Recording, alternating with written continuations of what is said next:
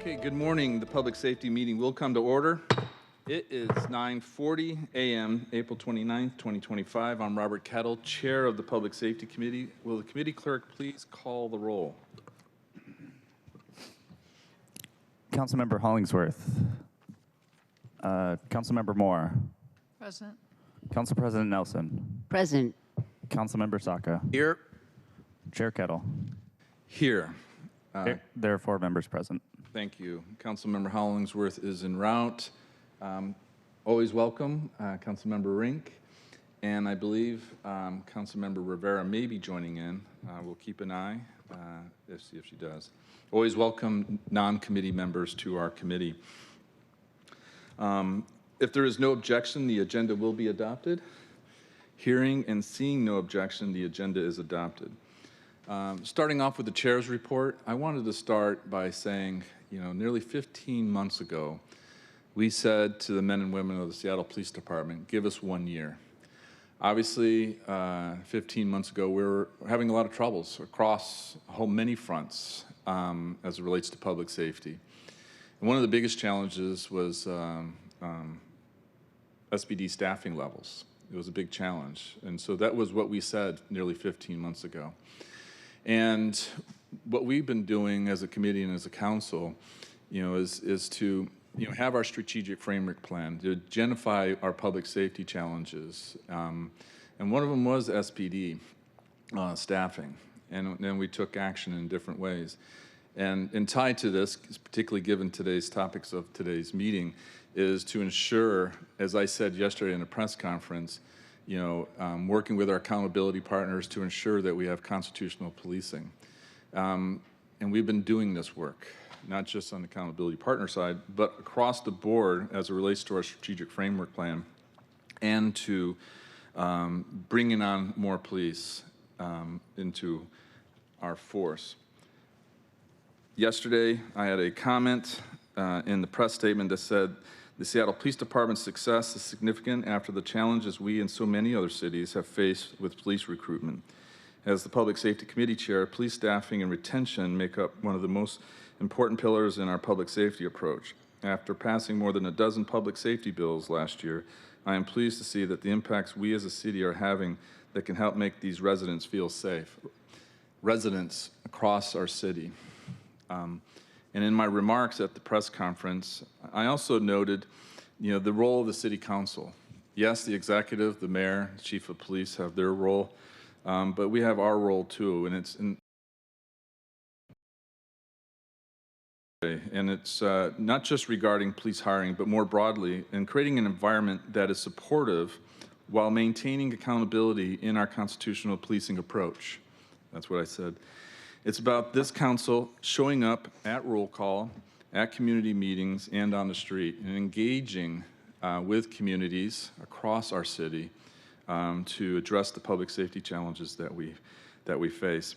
I also noted it's about passing legislation that can assist the mayor, Chief Barnes, and the entire public safety system to help set up our city for success. One of the goals for me as a chair of this committee is to help set up the entities that are within our public safety system for success as opposed to failure. I think oftentimes we've not done a very good job in terms of helping the organizations that we have oversight responsibility.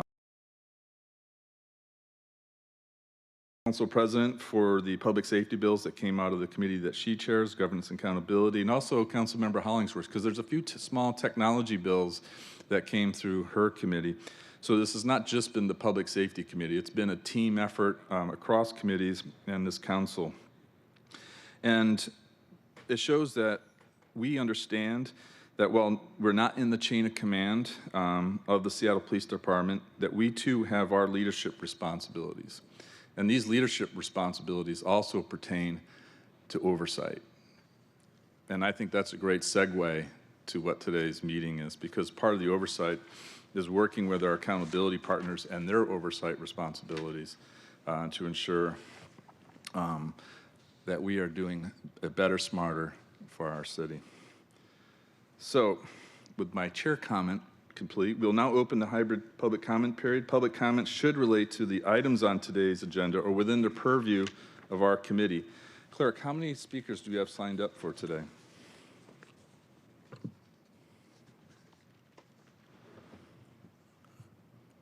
Currently, we have 3 in-person speakers and 1 remote speaker.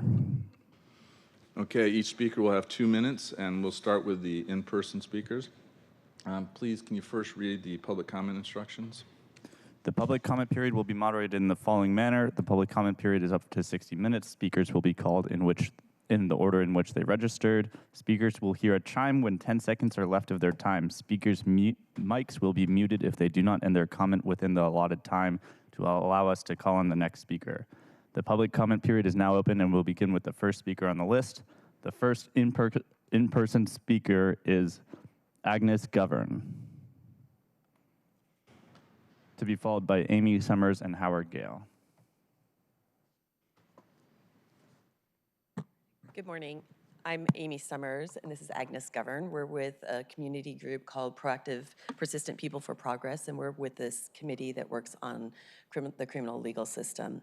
And both of us will present questions today respecting what will happen once the consent decree ends. And I would like to thank this committee and Councilmember Kettle for the commitment to exerting leadership, and especially your comments about how imperative it is to set up organizations for success when it comes to constitutional policing. So if we look at the history of other jurisdictions that have exited from consent decrees, it's not really a very optimistic picture. And with the kind of spirit of setting people up for success, I think we have a chance to do something different here. In our inquiries to date of the executive branch, the council, and the oversight agencies, we are not confident that to date there is coordinated planning going on for who is going to take over the roles of ensuring that we continue to have an operative system for oversight with policing. So we would love to hear from the council about what planning is taking place now prior to the end of the consent decree that will outline the roles and responsibilities and sustaining commitments made during the period of federal oversight. And second, we're surprised that the legislation that was passed 8 years ago by the council and signed into law by the mayor has not been enacted into the Seattle Municipal Code, unlike all other legislation that has been passed. And I'm referring to the 2017 Accountability Ordinance, Ordinance 125315. And our question is when that is going to finally be included into the municipal code, so that the public, city staff, and media can be aware of the accountability requirements, which have been enacted and which remain to be enacted 8 years after that ordinance's passage. And with that, I will yield to Agnes Govern. Thank you, Chair Kettle and committee members. Following the line of police accountability and item 3, when the council approved and the mayor signed a contract with SPOG earlier this year that didn't include significant accountability requirements, statements were made by both the mayor and the council that another contract would be negotiated soon that would address this issue. The question is, where do these negotiations currently stand in terms of negotiation?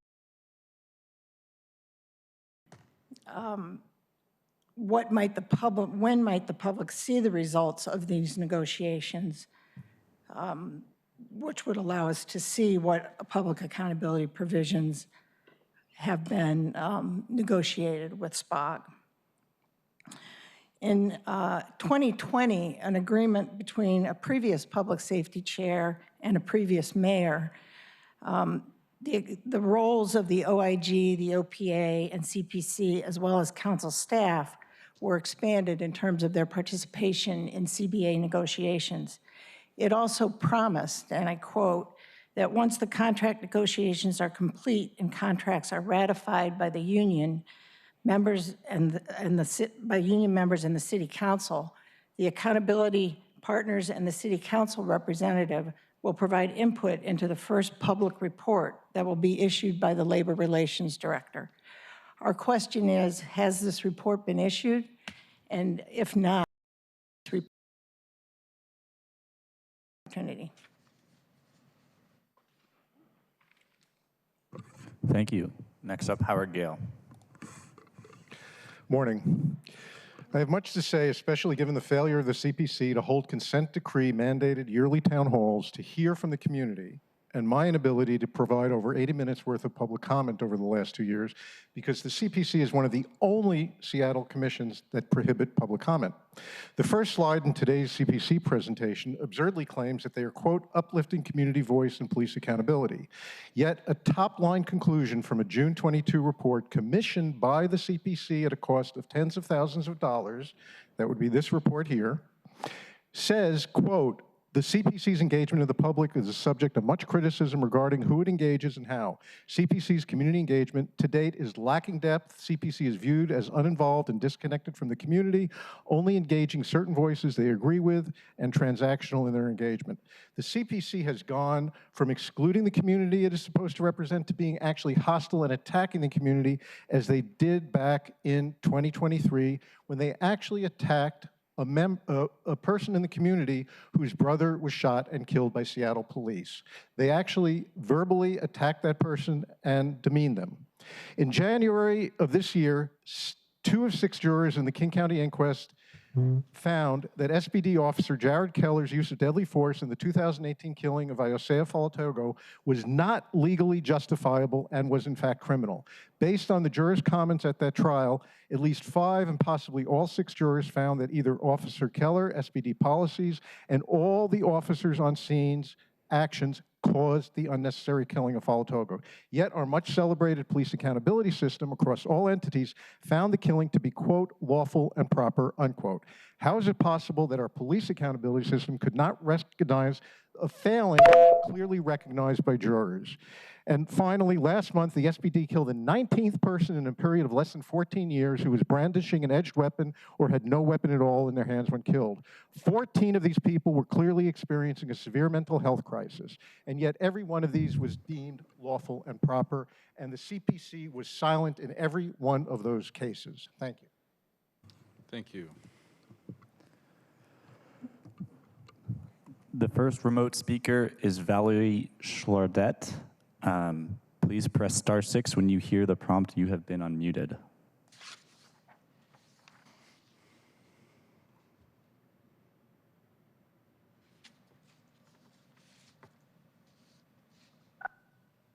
Oh, hello, Valerie Schlarette, District 2. Anyone who cares should look critically at our system and ask if it really offers what communities and taxpayers want in police accountability. To the contrary, recent articles published at hardpress-info.com give concrete examples of how, behind a facade of bureaucratic process, spreads what critics call propaganda, inaccurate talking points that serve to increase the political power of the police at the expense of public information and understanding. An article there, Federal Monitor had personal contact with Seattle police executive, used public records requests to reveal what I would describe as cronyism and graft, rather than the objective and fair monitoring that Seattleites were promised and have a right to expect. After all, we paid for the very expensive and lengthy reform process under the consent decree. Please spend a few minutes reading that article and another entitled Little Financial Oversight of Seattle Police Federal Monitor, which found no normal tax reporting procedures for over $635,000 in consultancy fees paid by the city. It's demoralizing to see this from the Federal Monitor, just as over the years it has been disappointing to see the lack of objectivity, rigor, transparency, and true public engagement from accountability partners, the OIG, OPA, and CPC. As Seattle moves toward exiting the consent decree, council could best serve the people of the city by not repeating glossy talking points, not accepting superficial declarations of reform victory, and by actually engaging critically in what is needed to achieve the enormous changes we need and still have not achieved in policing. Thank you.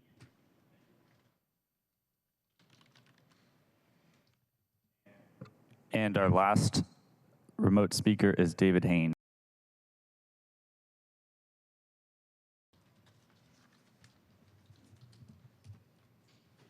Hi, thank you. David Ames. Make no mistake, Seattle's 2012 police reform is the main reason why America's cities have imploded, because it's treasonous and unconstitutional police reform that still exempts repeat offenders connected to the underworld and prioritizes them for housing and services first. Why is it that the Community Police Commission only seems to overdramatically act like the biggest threat to the community is the actual police department? Where is the Community Police Commission appointed representatives who are proactive in constructively criticizing the police to help them improve and perfect their noble crime-fighting abilities? I think if you go back for the last 12 years, when the George Soros-sponsored Lisa Dugard used her position to browbeat and convince the cops that the only way the CPC would ever sign off on approving the reform is by demanding the cops sabotage themselves and take away certain crime-fighting tools that help them target actual criminals. The CPC would ask how the police would go about profiling a criminal, and then they say, you can't do this and you can't do that anymore, or we're not going to agree to anything. I know council says that the Community Police Commission doesn't have a vote, but their influence in shaking down the police who capitulated to appease them was highly successful. Now, the real sabotage of police reform was Jenny Durkin as the U.S. attorney and the mayor, and the pedophile mayor, Ed Murray. And believe it or not, Bruce Harrell, the ex-council member, and his deputy mayor, ex-council member Tim Burgess, who literally voted to exempt drug pushers from jail. And council hasn't fixed that law, yet you keep virtue signaling and messaging and giving perceptions and deceptions of public safety. Councilmember Kettle, during your upcoming walk through 2nd and Bell Street, just know that the Latino cartel underworld attempts to control the waterfront up to and beyond 2nd Avenue. And the black drug pushing underworld continues to control 3rd Avenue from Cedar all the way down to Pioneer Square, which has escalated violence, imploded society, and ruined the economy. Yet you all still refuse to shut down the drug pushers because you're afraid maybe that the devil's advocates will backlash about wanting to actually improve the community and shut down these evil predators. Thank you.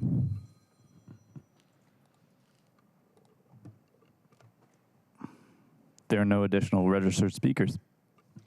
Thank you. The public comment has expired. We will now proceed to our items of business. Members of the public are encouraged to either submit written public comment on the sign-up cards that are available on the podium or email the council at council@seattle.gov. We will now move on to our first item of business. Will the clerk please read item 1 into the record? Appointment 3129, appointment of Ken Nsimbi as a member, Community Police Commission for a term to December 31, 2026. Thank you. And I also wanted to note that Councilmember Hollingsworth is here. So thank you. Welcome. Thank you, Chair. All right. Would the CPC team, Mr. Nsimbi, please join us at the table? And Director Ameh, would you do the introductions? And over to you.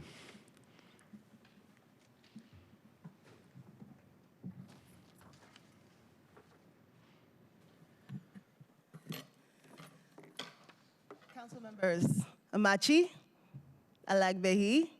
This is my second time getting to greet you in the Idoma language of Nigeria. It's good to see all of you this morning. We are here from the Community Police Commission. We are very, very excited. This agenda has a lot of items that are deeply important and personal to us, but one of our greatest joys is the opportunity to offer a commissioner for appointment.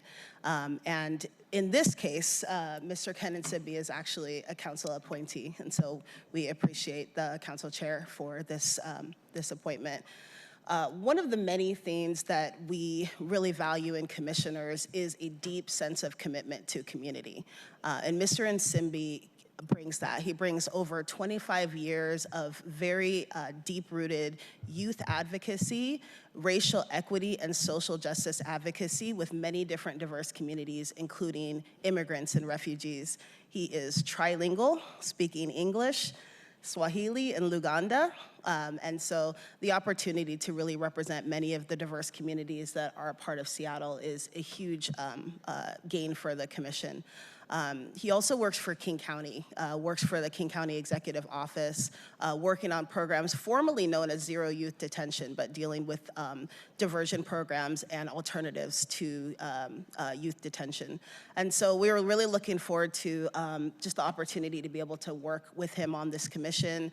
As you know, as I presented in February, the commission conducted a gap analysis that looked at ensuring that in accordance with the accountability ordinance that we are appointing commissioners that represent all of the different areas of Seattle that are that should be represented on the commission. And so in accordance with that gap analysis, we've also find Mr. Nsimbi to bring many of the skills that address the areas of that gap analysis. I'm going to turn it over to two of our co-chairs to also speak a little bit more to this. And then, of course, I'd love for Mr. Nsimbi to have a chance to introduce himself directly to you. So I'll pass it to Co-Chair West next. Today, we had the opportunity to do an interview with Ken and just to hear his passion and his love for the community.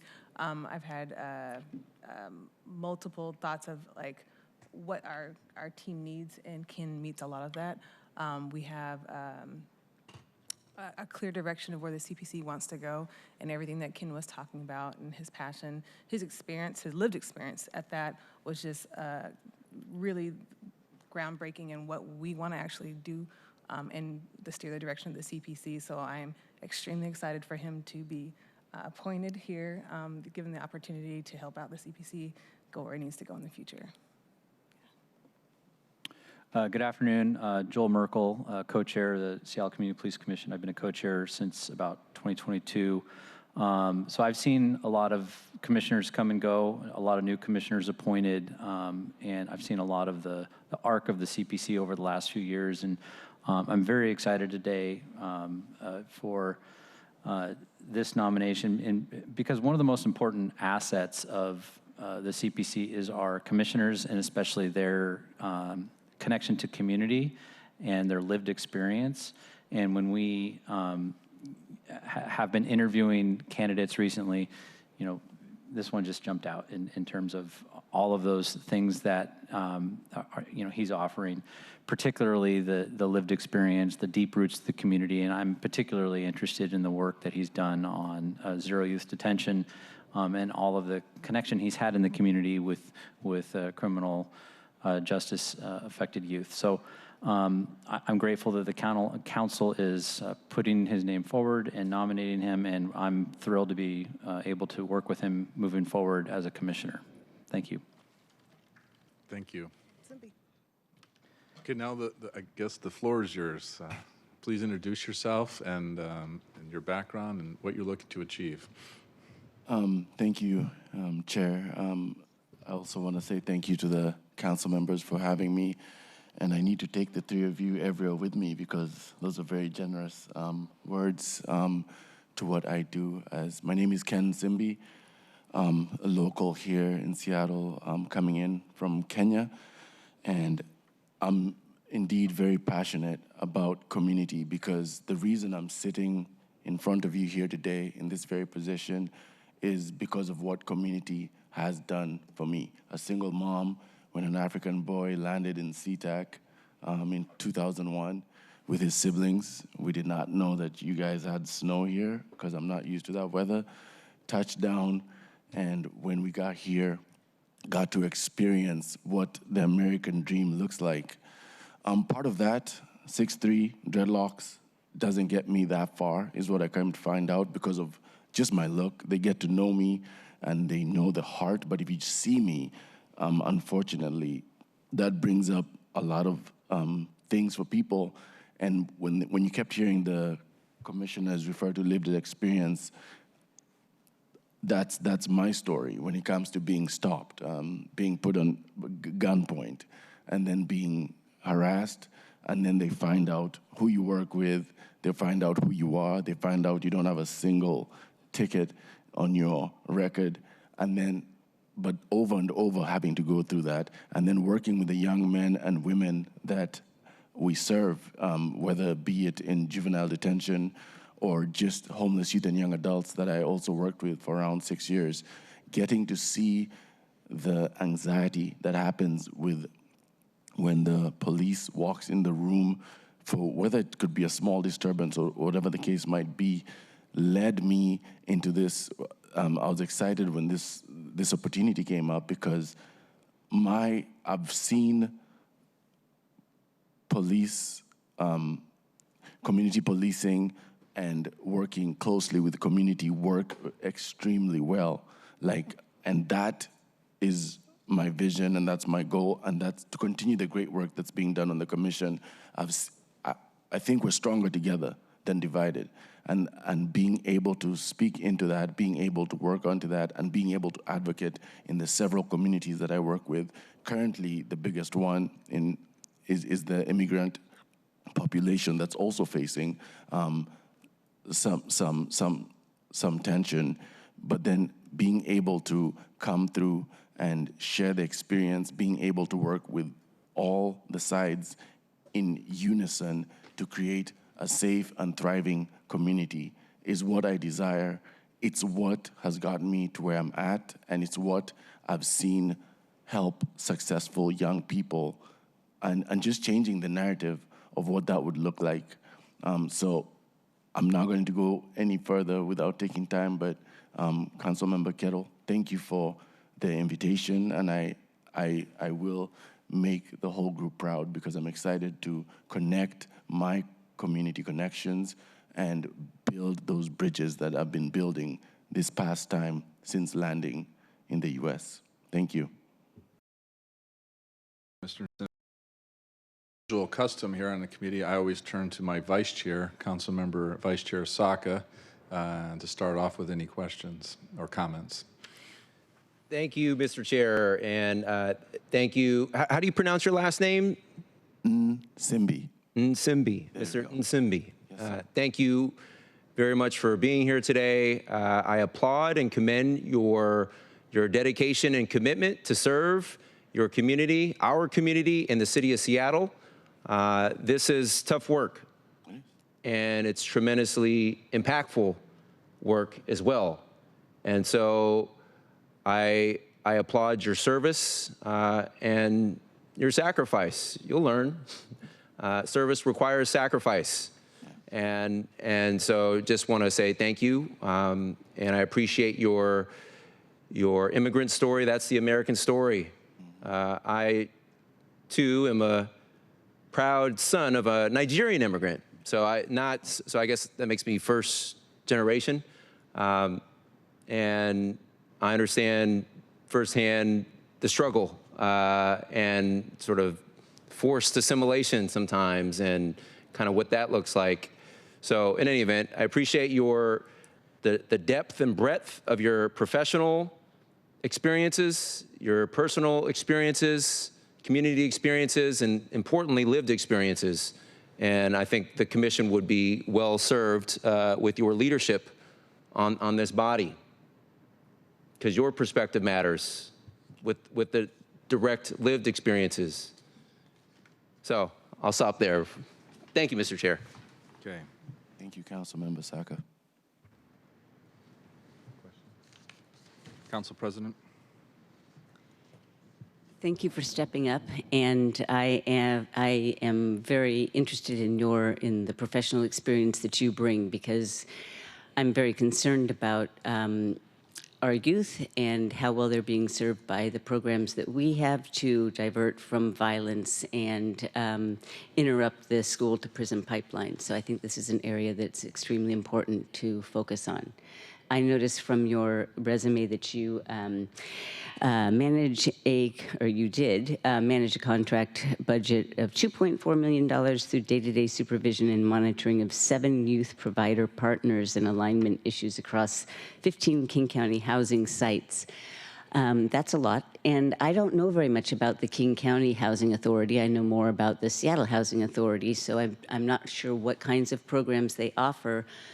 We at the City of Seattle have a sort of a line item in the Human Services Department, which is called Community Safety Initiative, and that's where these diversion programs live. And so I'm wondering if you have ever coordinated with the contract providers that we work with, or what opportunities are there for you to, I'm not meaning to say what I want you to be doing, but to form a bridge between your knowledge of the King County Housing Authority programs and what Seattle is engaged in.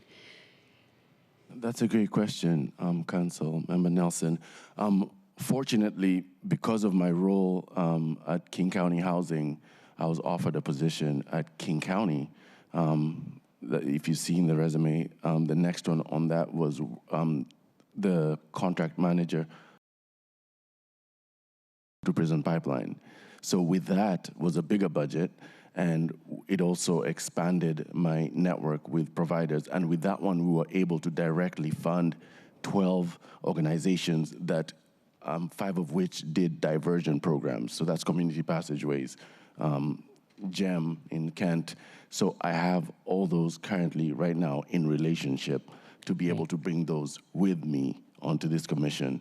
So I did that for 2.5 years before they pulled me into the executive office. So I'm very closely knit. And then on this team called the Care and Closure team, we also partner with very similar organizations. They all cross lines, and we're very strongly partnered with them in being able to create healing circles down in detention. I think we have like 65 young people in there this morning, because I get a report as to how many. So we're able to sit down with them in a bi-weekly cadence and ask them what do they want to see, like what type of programming, what type of support do they need to see for them not to be coming back to juvenile detention. So these are relationships and providers that we have closely knit, and I'm very fortunate to have jumped into those relationships through my current work with King County. Excellent. That's exactly the kind of response I was hoping for, because I don't want the work in the region, no matter what jurisdiction it is paying them, to be siloed, you know? Absolutely. Great. Thank you. Thank you. Councilmember Hollingsworth. Thank you, Chair. I just wanted to thank you for being here and your commitment and your service. Hopefully I say this right. Jambo. Yes. Okay, good. I had a player I coached who was from Mombasa, Kenya. She was one of the best rebounders I ever coached, Brenda Adiambo. She was phenomenal. So anyways, just wanted to thank you for your service and your commitment to this work. I think it's incredibly important that you have that youth component piece, as well as we're talking about the prevention and intervention stuff that we need here in Seattle. So just want to thank you for your commitment and your service, and looking forward to working with you in the commission. Thank you, Councilmember Hollingsworth. I see that you're bilingual too. Just 1 or 2 words. Any other council members? Okay, I'm not seeing anything on my screen here. And so as chair, I usually go last. Any questions from my colleagues that may jump in? But 3 things that I'm noting, and reviewing your resume and your background, and then your comments today, and then comments that I got from my staff. Thank you for working with my team as part of this nomination process. First is the immigration. You talked about landing and seeing snow. Like Councilmember Saka, I am too a first-generation American. Very different in one way. My parents are from England, but at the same time, there's a lot of similarities too. And but they landed in, well, first JFK, but then Western New York. So the amount of snow was much higher. But that I've learned from that. I've learned from having immigrant parents and seeing other immigrant families, and I know the drive that comes from that. The drive of achieving the American dream. I've seen it here with contractors and small business owners who are really working hard to make a difference. So I identify and I recognize that commonality, And so, and I see it in your resume. The question I had, first question I had is the breadth of experience. You know, the first thing I see is the Ballard Boys and Girls Club, where my daughter plays basketball, in a little league there. But then I see it crosses all over. Can you speak to being in different parts of King County, but also Seattle, and how does that inform your position? How does that help you in terms of coming into this position? Thank you, Councilmember Kettle.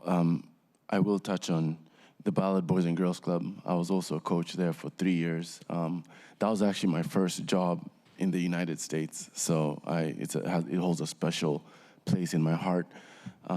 And you mentioned, so there's Ballard, there's some Bellevue, Tukwila area, working with the immigrants, Seattle, which I've spent a lot of my time, because when I was working for the New Horizons Youth and Young Adult Homeless Shelter on 3rd Avenue, that's where I spent a lot of 7 years going there. So being able to, and then when I was working for King County Housing Authority, this 15 sites that I mentioned was spread all the way from Shoreline down to Auburn. So you see me driving in the little county car across like any given day throughout doing that.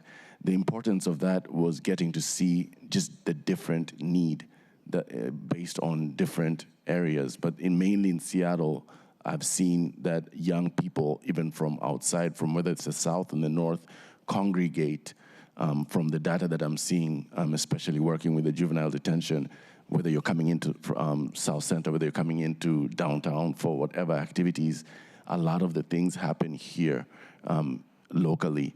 So being able to see different jurisdictions, different behaviors in young people, encountering different chiefs and deputy chiefs that I work with closely, especially the diversion program that I'm proud of, the one in South Center Mall, where if a young person is caught taking something, to make them avoid having a record, one of my programs, through Stopping School to Prison Pipeline, contracted a provider there, Global Empowerment Mentorship, where the officer takes them to the nonprofit, and they're able to work off volunteer hours, write an apology to the store, and not get their name on the record that young. Because we see once the record starts building, that just goes downhill. Similarly, being an advocate to the homeless youth and young adults downtown shelter at New Horizons, we're able to be the bridge between them and the law enforcement, being able to speak on their behalf and then also have their voice heard when comfortable and when appropriate. So touching in these different areas gave me the skill and the ability to be able to know how to navigate and to build relationships with several different individuals, and both in the police and then also community-wise, and then the leaders surrounding, in order to come together at a table. And that goes far, because when you're advocating for a young person, when I show up and I have a relationship with a chief or a deputy chief, that goes differently, because they believe me, whether they should believe the young person, but they see me and hear my advocacy for the young person, and also just people in general, because these are young adults. So having that background has helped me through relationship building and being able to bridge gaps that are much needed. Excellent. Thank you for that. You know, the last part is, and I'll just make a statement, is I'm really interested in community safety. You know, there's 3 pieces for this year that I'm looking to do with the committee. One is addressing ordinances and the like. That's on today's agenda later.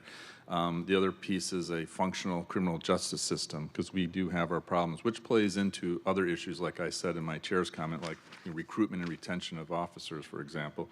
But the third one is community safety, and which is in a way is like it's another level of alternative response. We tend to focus a lot on the care department and Health 1 and 99 and the fire, or CSOs and the SPD, but we also need to be looking at this other version of alternative response, which we call community safety. So we'll actually have an upcoming meeting. So part of me would like to introduce you, invite you to that meeting just to sit there, because I would be interested in your thoughts and of the presentation because it's that important. So thank you for coming today and bringing your expertise and your experience. With that, I would like to now, pending any other questions, move that the committee recommends confirmation of appointment 3129. Is there a second? Second. Okay, it's been moved and seconded to recommend confirmation of the appointment. We've already had our comments. Any additional last seconds? I don't see any. Hearing none, seeing none. Will the clerk please call the roll on recommendation to confirm the appointment? Councilmember Hollingsworth. Yes. Councilmember Moore. Aye. Council President Nelson. Aye. Councilmember Saka. Aye. Chair Kettle. Aye. There are 5 in favor and none opposed. Okay, great. Congratulations. Thank you. Thank you. Thank you so much. The committee recommends confirmation of appointment 3129. Mr. Nsimbi, hopefully I said that right the first time. Councilmember Saka will keep me on that. Or actually, our bilingual council member here, Councilmember Hollingsworth, will do that. So, so the motion carries, and the committee recommendation that the appointment be confirmed will be sent to the May 6th City Council, the full council meeting. So again, thank you very much. Thank you for having me. All right. We will now move on to our second item of business. Will the clerk please read item 2 into the record? Appointment 3128, appointment of Eci Ameh to as Executive Director of the Seattle Community Police Commission. Thank you for staying with us, Director Ameh. We might have to get Co-Chair Merkel back up here, you know. Would you like him? No, I think you can handle it yourself. Thank you very much. I will do as I'm instructed from the clerks. I will move that the committee recommends confirmation of appointment 3128. Is there a second? Second. Okay, is moved and seconded to recommend confirmation of the appointment. Comments, first starting with you, Director Ameh. Machi, Alagbehi, again. Last time I was up here and I greeted you that way, my mom watched the hearing later and she said, your Machi is good, but your Alagbehi needs work. So, Alagbehi to the camera. I'll start with culture in terms of introduction. So again, my name is Eci Ameh, Interim Executive Director of the Seattle Community Police Commission. And culture is really at the root of my story. I am the daughter of 2 Nigerian immigrants. They came to the US as international students to the University of Washington.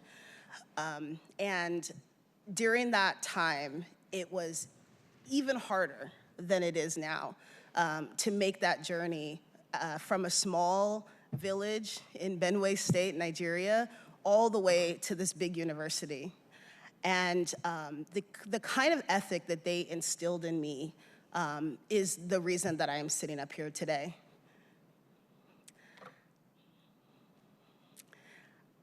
My father came here to get 2 engineering degrees from the University of Washington, aeronautical engineering and industrial engineering.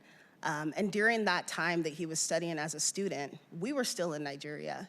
He drove a cab from 6 p.m. to 6 a.m. and then attended classes during the day to make sure that his family could make it here and be a part of this opportunity. And even though we tragically lost him in 2022, he would be so proud to see this moment right now. And let's face it, he knew it was coming. This is exactly what he built me up for.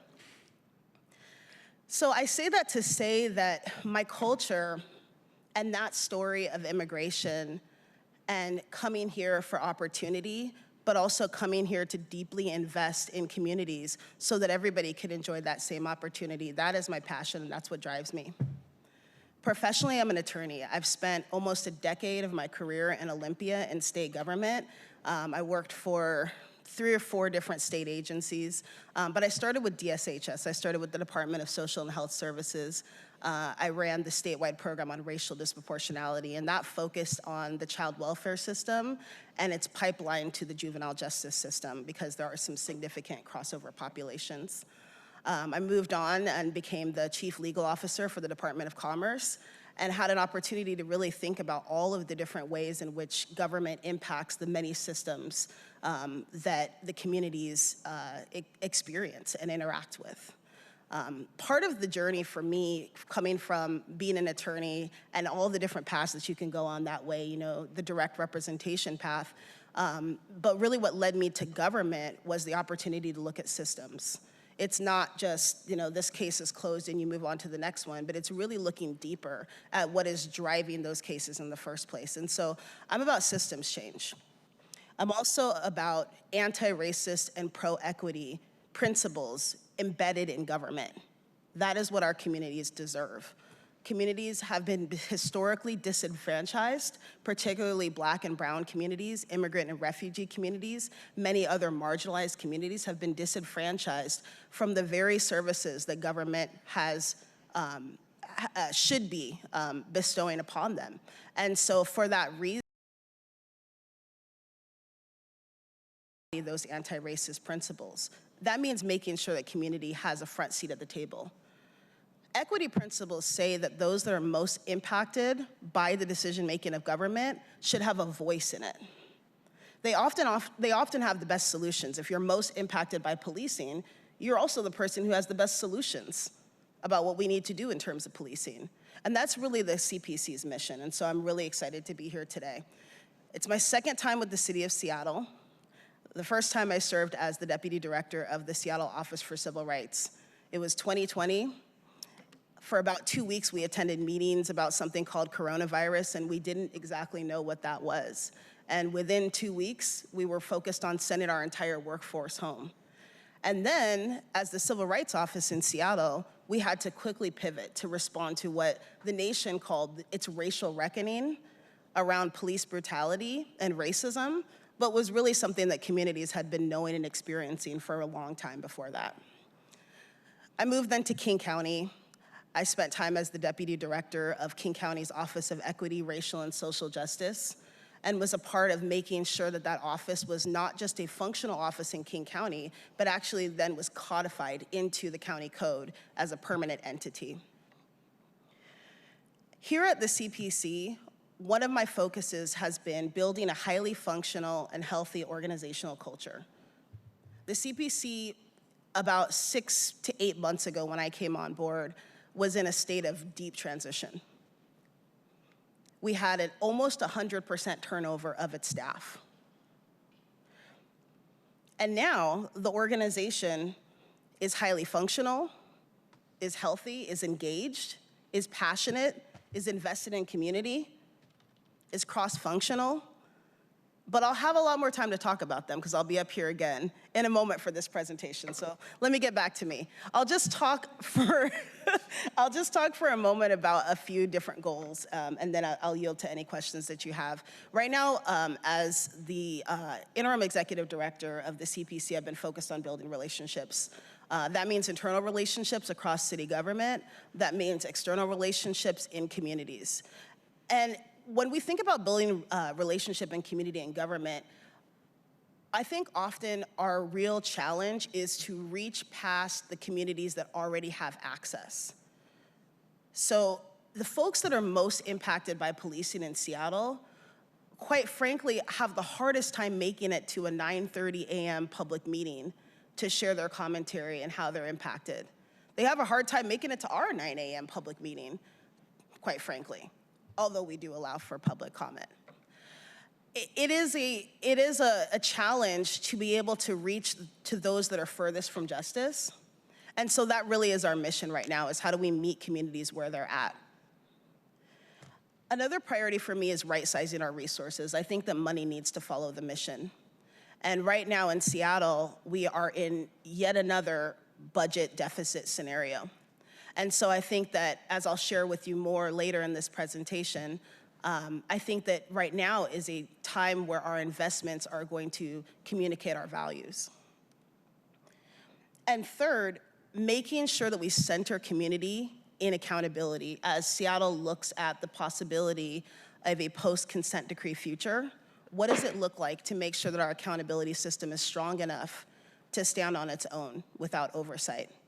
And that means ensuring that community continues to have a voice at the table. And so those are some of my priorities.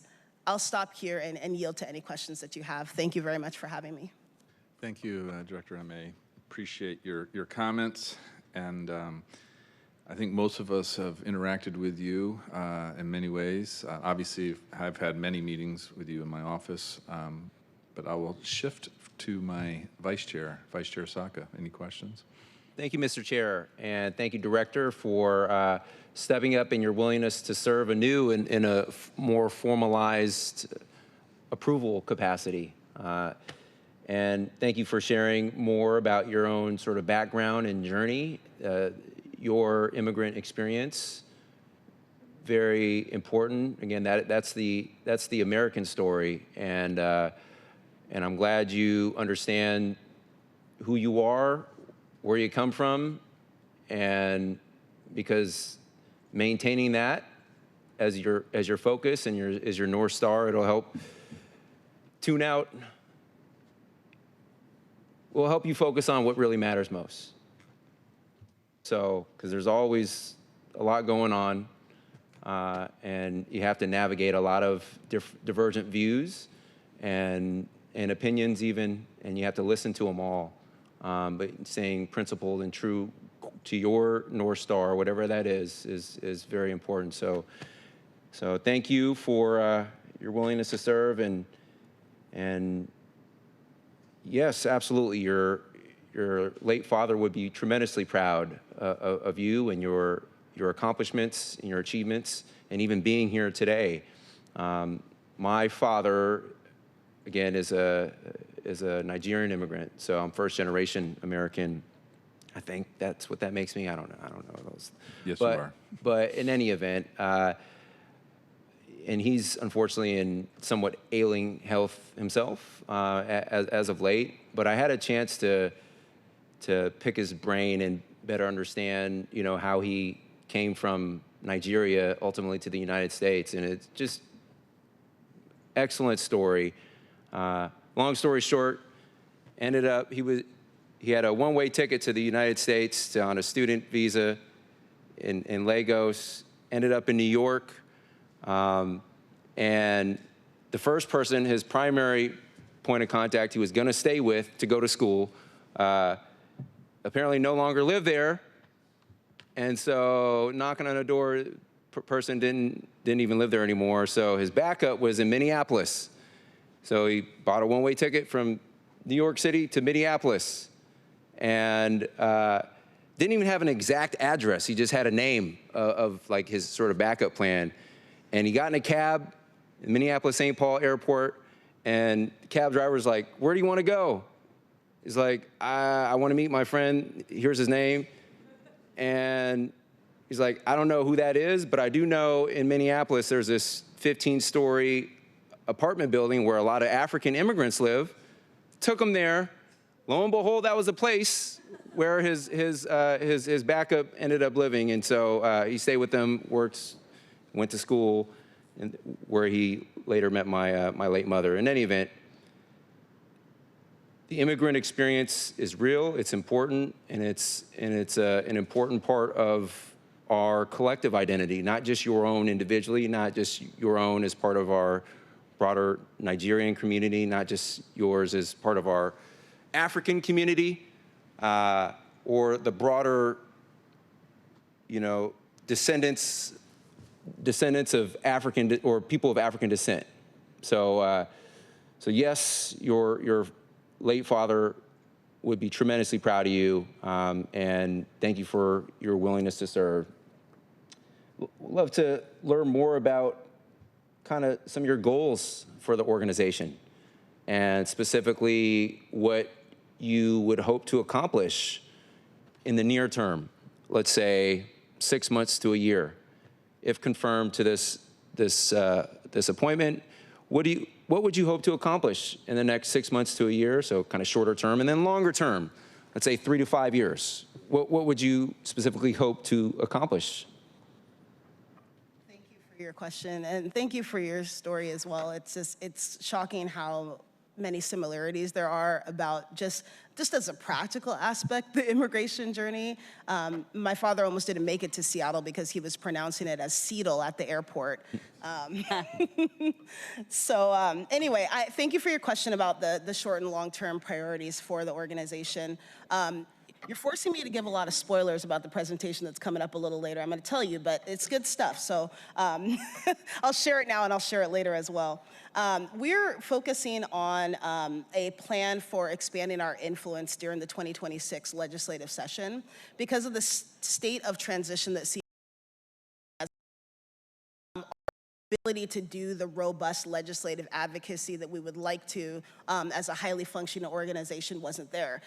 In spite of that, we were still able to do a tremendous amount during this state legislative session. Our policy team reviewed 37 different bills relating to public safety and the criminal justice system because our charge is very broad under the ordinance. So we'd like to continue to build out what that looks like in the 2026 session. We also are wanting to make sure, I was referring earlier to the right sizing of resources and making sure that we're able to fulfill our obligations under the accountability ordinance. You know, in that 86-page accountability ordinance, CPC has over 30 different responsibilities. And we are the smallest of the accountability partners, and not by a little bit. We are the smallest by quite a bit. And so making sure that we have sustainable systems to be able to meet those obligations, looking at how do our partnerships with the other accountability partners ensure that we can work together as we should in order to meet those obligations. And so looking at the overlap between our responsibilities and the responsibilities of OIG, OPA, and even SPD as accountability partners, and seeing how can we share resources to make sure that all of these obligations are met together. One example, in addition to that, is that CPC, our special sauce is really our community engagement. That is what we do. And the community engagement work that CPC does pays dividends for the entire accountability system. When we're out there, we're able to bring feedback to SPD, to OIG, to OPA, to all of the organizations. And so there's a way in which our team can meet needs that other organizations may need our support in doing better. And there are ways that they can also share their resources with us in order to meet those as well. We want to make sure that our website is maintained in terms of the policy work that we're required to maintain, and in some cases make sure is publicly accessible and accurate. And again, the accuracy of a lot of that data and information is on our website relies on the strong partnerships, the work with our partnerships to validate what it is that we're obligated to report under the ordinance.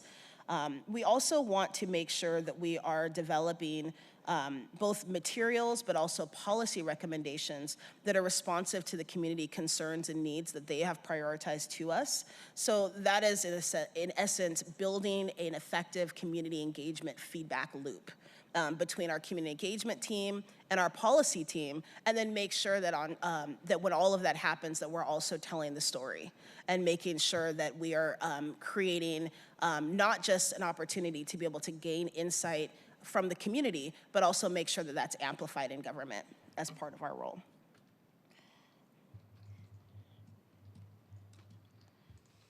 And lastly, I would say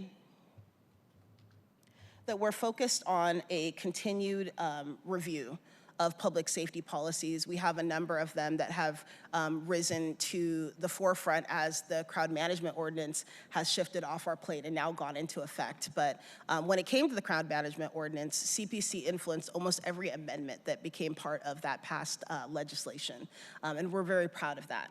And so now looking to move to other policy review, for instance, the legislation being introduced today, the Chief of Police Investigation Ordinance, which does mention CPC, although the roles are largely for OPA and OIG defined in that ordinance, but making sure that we're setting up a system in which we can have effective public safety policy review affecting bills of importance to us. Thank you. All right, thank you, Vice Chair. Council President. So I always have to remind myself how unique the CPC is as an independent body. And the appointment of or confirmation, the appointment of the director is at the discretion of the commissioners. And we serve as a sort of I don't want to say check the box sort of function, but your appointment represents the collective will of the commission, and it requires confirmation for the first term, term by the commission. So that really does enable a level of independence of you and the body. And so I just always like to think of our action today as a demonstration of trust and respect for the CPC itself, and also the fact that of your authority and the skills that they see in you to put before us in this really important work. So I always just like to say that I recognize that. So when you just mentioned something that I was interested in, because continuing on this frame of independence, let's see. Well, it says, Chapter 3, 29, 330, it says CPC is a self-governing and functionally independent. CPC may adopt bylaws to govern its own activities. And then it goes on to talk about what the executive director can do. And when it comes to policy, you really do weigh in on that is your role, is to be a bridge between the community and policymakers at the city. Let me see if I can find this.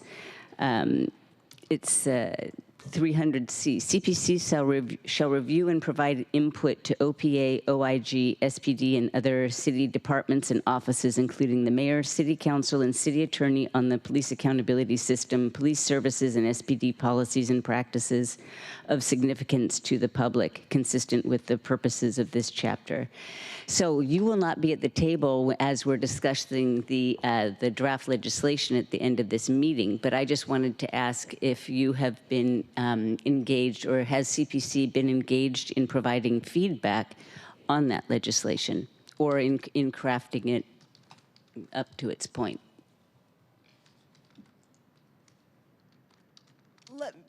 Let me say this carefully. The CPC has had an opportunity to review the legislation.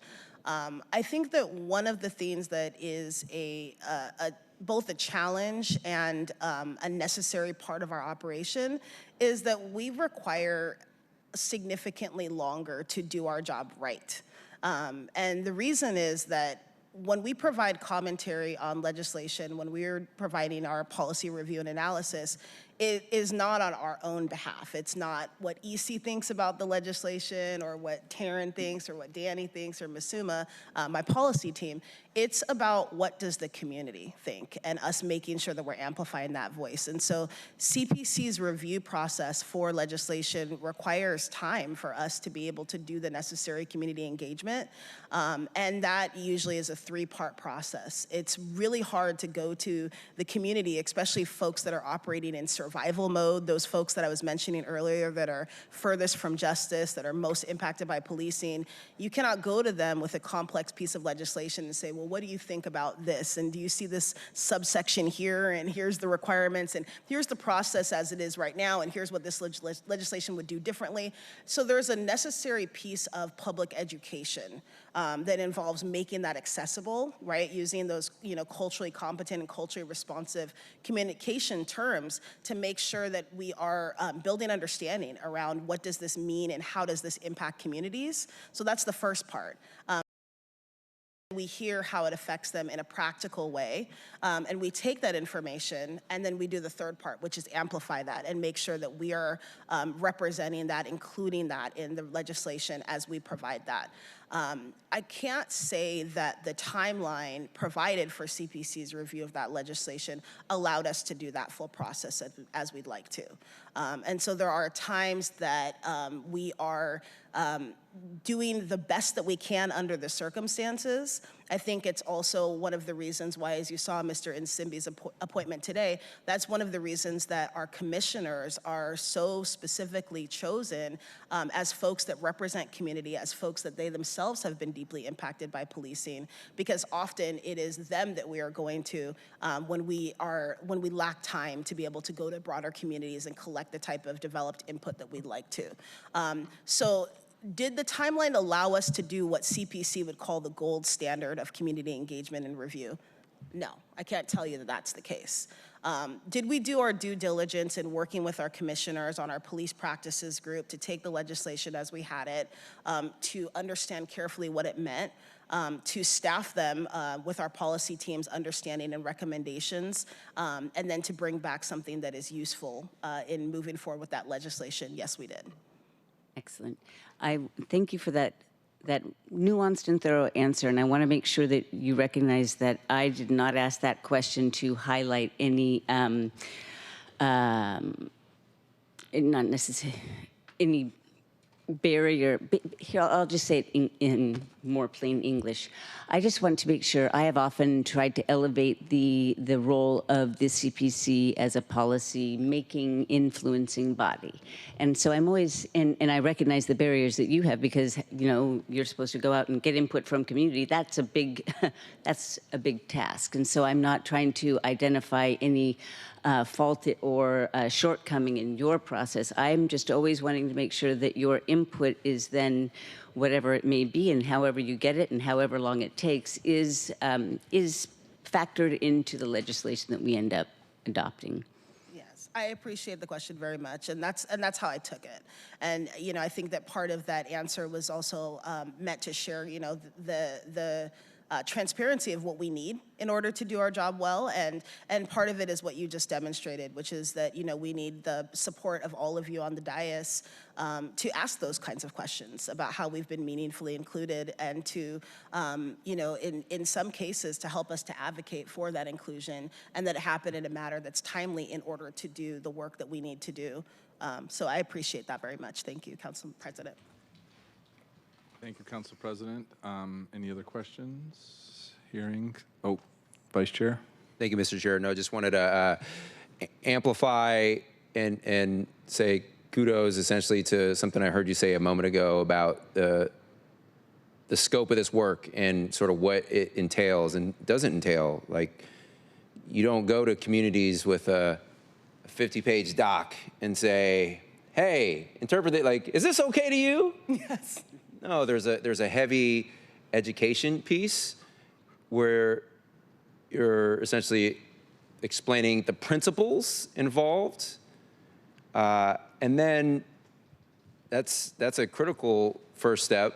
And then ideally, you also tee up some options too, and do the difficult work of, like, okay, here are the principles involved, the education piece, but here are some options.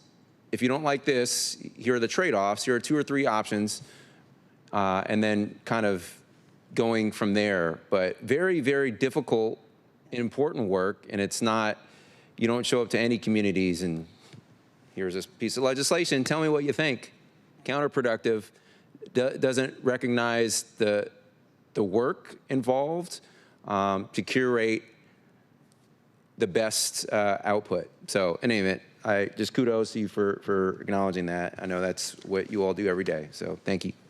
Thank you. And if I may add that, you know, we also try to serve as a reservoir of community feedback and concerns. So a lot of what we do is listen.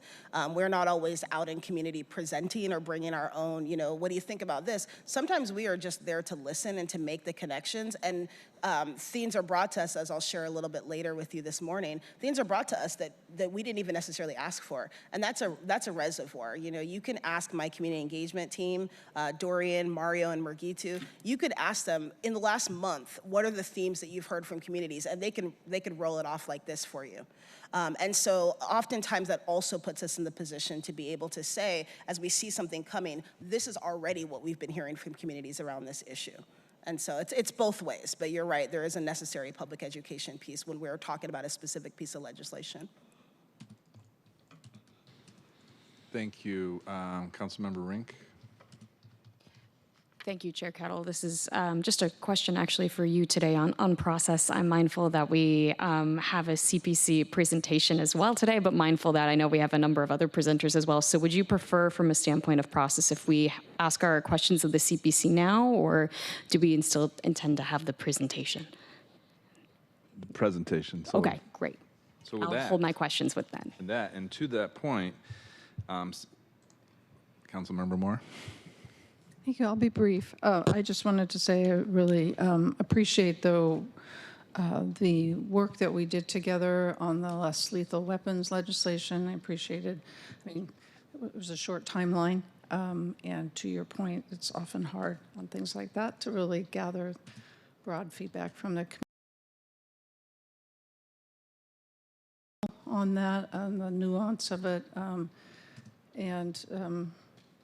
yeah, it's a tough position that you're in. So I do appreciate the work that we did together, the discussions, the various points of trying to find common ground. And I just, to me, that's indicative of a strong leader, that you have that information, that willingness to be open to different questions and points of view, and to try to find a place where we can best serve the community together. So thank you for that. Thank you, Councilmember Moore, and thank you for all of your time during that process. We really appreciate it. Okay, thank you. No questions from me. I do appreciate the point about looking at systems, and I will say that I really started being engaged with the CPC in September 22. So I know where the organization has been and where it is now. Which is a step forward, a couple steps, few steps, many steps. Key, though, is to continue that forward movement. So, will the clerk please call the roll and recommendation to confirm the appointment? Councilmember Hollingsworth. Yes. Councilmember Moore. Aye. Council President Nelson. Aye. Councilmember Saka. Aye. Chair Kettle. Aye. There are 5 in favor and none opposed. Okay, the committee recommends confirmation of appointment 3128. The motion carries, and the committee recommendation that the appointment be confirmed will be sent to the May 6th City Council meeting. So thank you very much. No need to go anywhere, because we're going to quickly go into, to Councilmember Rink's question, to the third item of business. Will the clerk please read item 3 into the record? Police Accountability Partners update. Excellent. Thank you. Thank you, Director Ameh, unless you have a prearranged arrangement.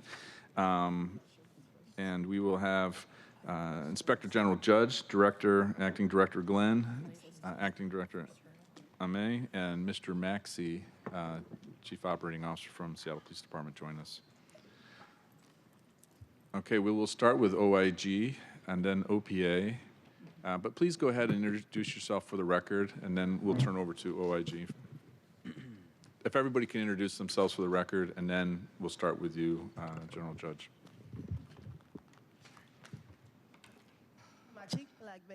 I'm Eci Ameh, Interim Executive Director of the Community Police Commission. Good morning, Lisa Judge, Inspector General for Public Safety. Good morning, Alyssa Pettis-Morrison, Deputy Inspector General. And good morning, Bonnie Glenn, Interim Director of Office of Police Accountability. Good morning, Brian Maxey, Chief Operating Officer, Seattle Police Department. Okay, thank you very much. And good morning. Good morning, Mr. Chair. I was going to say good morning to Council President, but she stepped away. Members of the committee, thank you for giving us an opportunity this morning to come before you and give some updates on our work. I just want to get us started, and then the Deputy Inspector General will be talking about a number of projects that we have ongoing with OIG, and then I'll wrap it up a little bit. But I wanted to highlight, we're just going to talk this morning about ongoing projects and some expected timelines for our work. Our 2024 annual report was published this morning, so you all should be receiving a copy of that with a wrap-up of what we did last year. Some highlights that I want to talk about a little bit today, that because they have a high degree of community interest and implications for the nearing of the consent decree, I just want to say we're going to talk about crowd management and efforts that we've got ongoing at OIG, and collaborative efforts with SPD on the crowd management front, particularly with FIFA, planning and also with protest management. We've got a big project going on with establishing the Real-Time Crime Center with SPD and enhanced collaboration with our partners and both internally and externally improving transparency of OIG. So also just a little bit of a note on OIG's organization. We have collapsed a couple of our teams. One of the compliance folks that are hard at work taking over monitoring duties, and our policy and research folks, so they can be a super group of statistical analysis, policy research, and analysis of SPD systems. So with that, I'll turn it over to Alyssa Pettis-Morrison. Okay, so I will get started with the work of the compliance and policy team. Their ongoing and recurring projects include the Force Review Board observation, just continued observation and assessment of the SPD FRB. We're completing an updated FRB memo that will be released in May, and we find that the Force Review Board continues to be an important internal critical review of the use of force. We're also working on an equity assessment, which is reviewing current efforts SPD is undertaking for a more equitable workplace. This includes, This includes reviewing current efforts SPD is undertaking, current manuals and documents created by SPD to identify any barriers and potential areas of growth, change team meeting attendance, and then a review of the 30 by 30 efforts. The OPA sworn civilian staffing assessment is required by ordinance. We have published one report and one memo about the sworn civilian staffing, and this year are identifying additional ways to complete the assessment for a more robust look into that. This year it will include interviews with investigators to include their perspectives on the impact of the civilianized oversight model. We also are continuing to review and identify any areas of improvements in SPD data analytics, which includes data provided to OIG as well as the accessibility to community of their data dashboards. We also monitor bills that affect oversight and other project areas of interest for the office. New projects include alternative response to crisis. This comes out of our crisis assessment from 2024. We'll be taking a look into CARE to provide information and context to community and council regarding the goals and mission of CARE. As mentioned by Inspector General Judge, we are working on crowd management. We work with international expert Professor Clifford Stott. He's actually in town right now for observations of the SPD response to the May Day protests on Thursday. And he is also involved in helping SPD and the City of Seattle in preparing for the World Cup.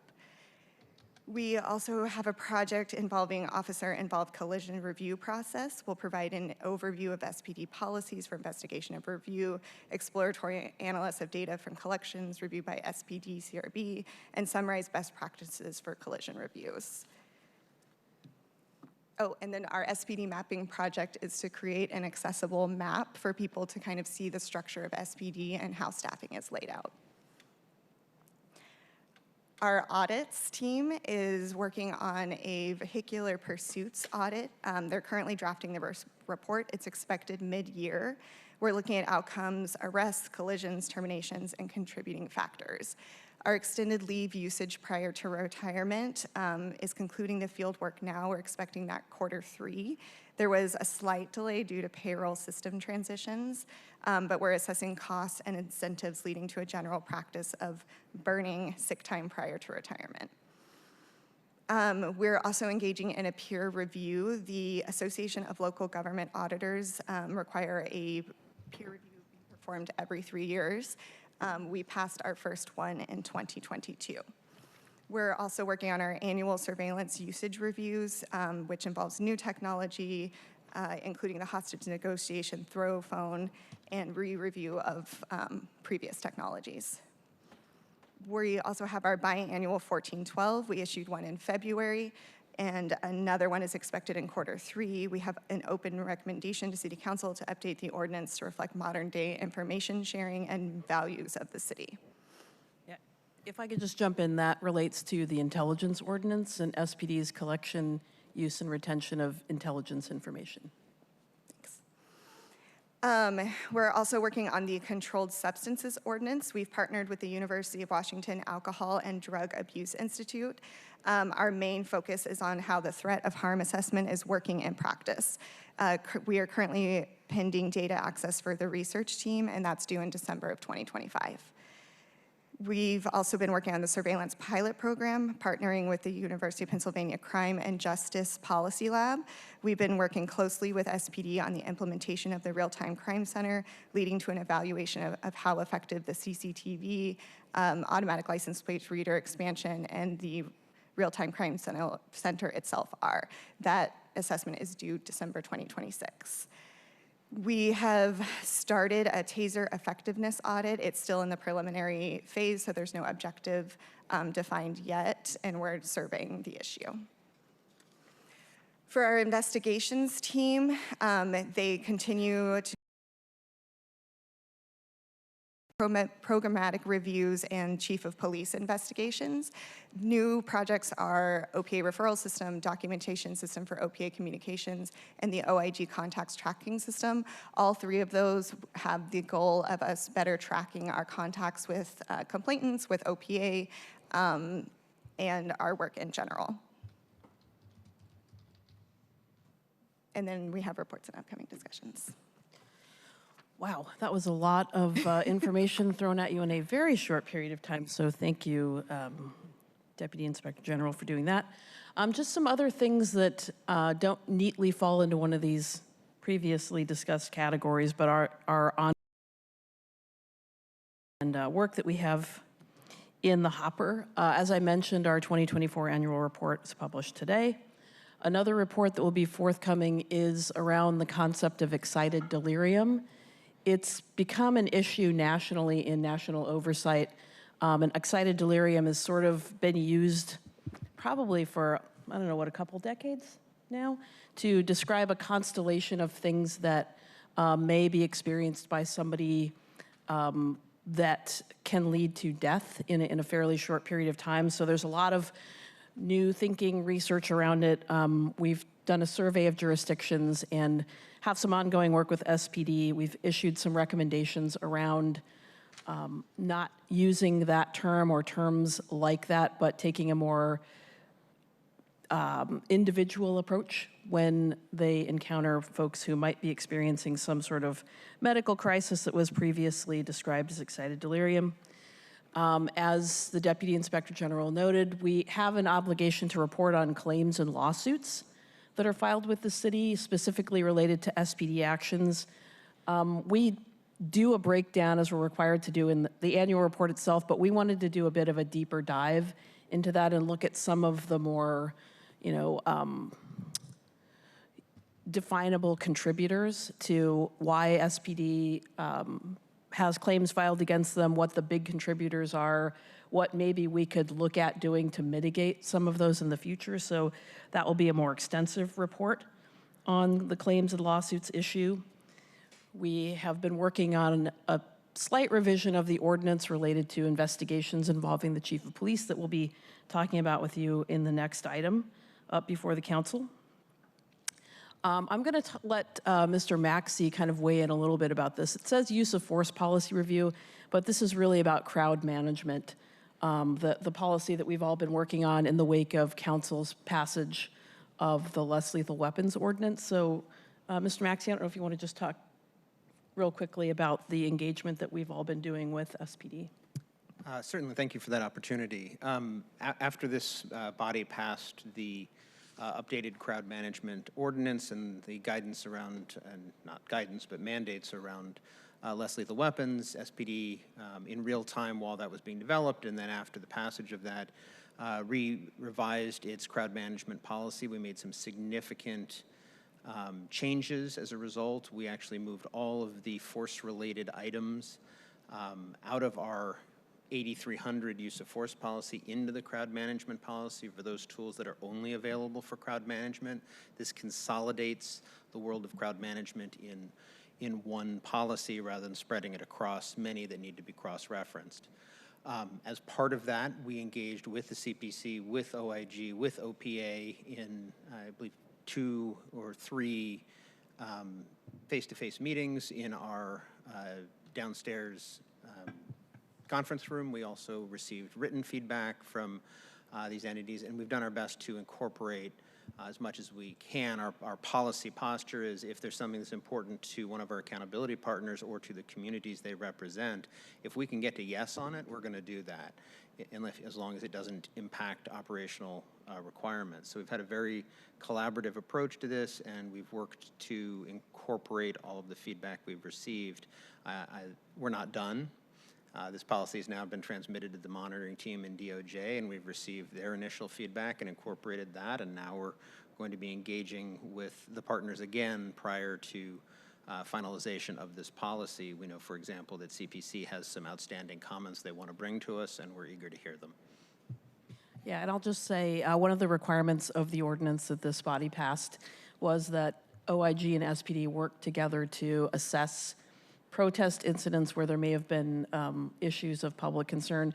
We have done our first round of that, and it was a highly collaborative process with SPD. I believe some of the feedback that we gave you and results of our work made it into this crowd management ordinance and into structural changes that SPD has made with regard to the use of the POET team when they're out, some kind of structural changes that I think will mitigate the likelihood that we see those kinds of incidents again.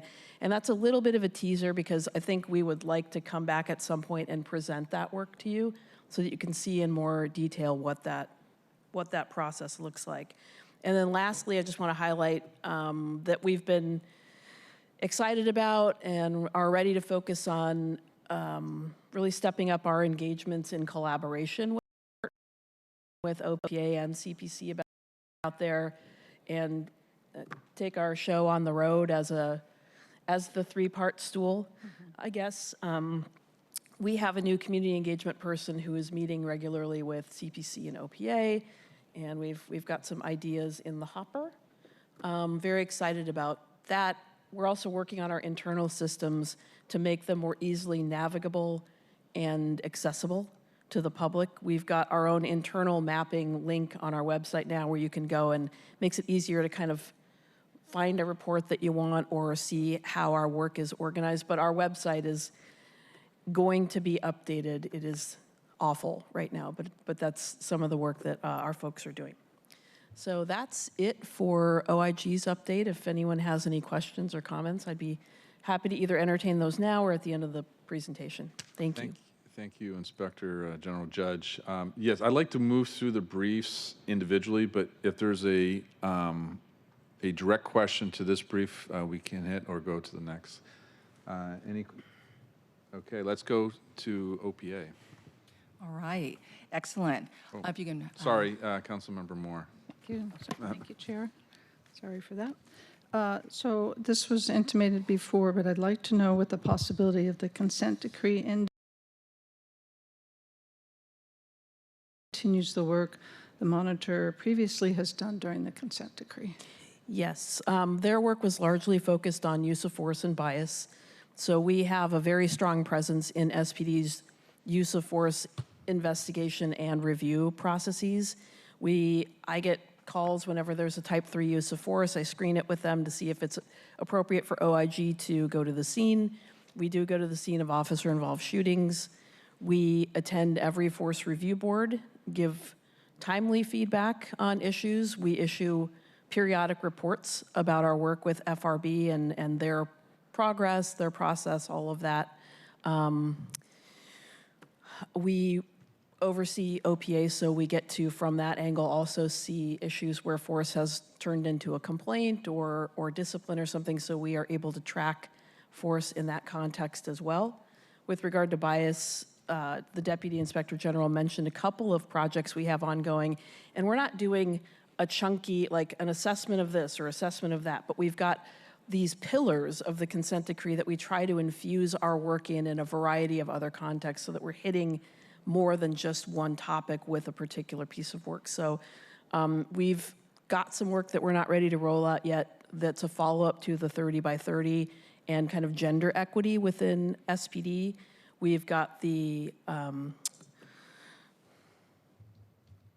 equity assessment project going on. So we've got a variety of ways that we're trying to still look at issues of internal bias within SPD. And then when we do reviews of use of force numbers, of crisis numbers, we're always looking there for disparity and highlighting those numbers as well.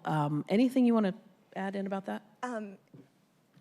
Yeah, so the only thing I would add, so we did a use of force assessment that kind of stuck very closely to what the previous monitoring team was doing. We also did a crisis assessment in the same way. And so as Inspector General Judge said, now we're looking to kind of expand that work and kind of roll in other projects.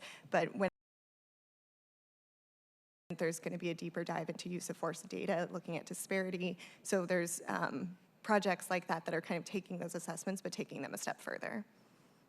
Yeah, and then I will say that the consent decree was very narrow. It looked at patrol operations largely, mostly with those limited issues. We have responsibility for systemic oversight of the entire department. So we've got projects that are kicking off now that also focus on investigations and interviewing and interrogation, you know, building a robust training and policy program around that. We've been asked to work with the mayor's office on tracking recommendations of the sexual assault work that they had some folks do some work around after issues came to light a year or so ago with regard to investigations of adult sexual assault. So we're expanding the work while keeping those core concepts and pillars of the consent decree alive in the work that we do. So I hope that answers your question. Yeah, it does. Thank you. I guess to that, I mean, you do have quite a work plan here, which is great, but just wondering, are you feeling confident that you're going to be able to maintain that really important focus that the consent monitor brought through this work? That is essentially one of the main reasons OIG was created. So we're always mindful of that obligation to ensure ongoing fidelity to consent decree gains. So that is one of our priorities in our OIG mission, yes. Thank you. And Chair, if I just ask one more question. Under the new projects, you talk about assessment of SPD officer-involved collisions review process. So I think that's been going on since I got here, which is a year and almost a half ago now. So just can you give me an update on where we're at in that process, how we're going to get this issue addressed soon? Sure. So we are waiting currently to publish the claims and lawsuits report, and we have the collisions report ready to go after that. So there's kind of an order of operations. So they're ready to go. They're just And then there will be ongoing work, I think, with the collision review board process itself. That's something that needed attention when I got here, but we just didn't have the staffing and resources to get there. We had other things that always rose a little bit higher in terms of priority. Mr. Maxey, I don't know if you want to talk about collision review board or not. I don't want to put you on the spot. No, I'm happy to address this. So as part of the consent decree, we developed a very robust force review board. We bring subject matter experts together. It's a very focused process. We have OPA and OIG in the room to help identify issues if we're not catching them. And the whole point was to develop a strong system of internal accountability so that we were not only reviewing force and ensuring that it was within our policy and within our values, but also educating people that come through the board as to how to do that as we rotate them in. So it's a major educational feature. The collision review board is not something that was touched previously by the consent decree. And I think experientially, what we're seeing at SPD is the focus of the consent decree was relatively narrow. There's a lot of work to do, but the focus was pretty narrow. We've done our best to exceed all of the requirements of the consent decree, and as the project went on, it expanded to encompass new work. As we've transitioned to more of an accountability partner oversight system, with the OIG primarily doing the systemic analyses of the same sort that the monitor did, we're seeing an expanded focus.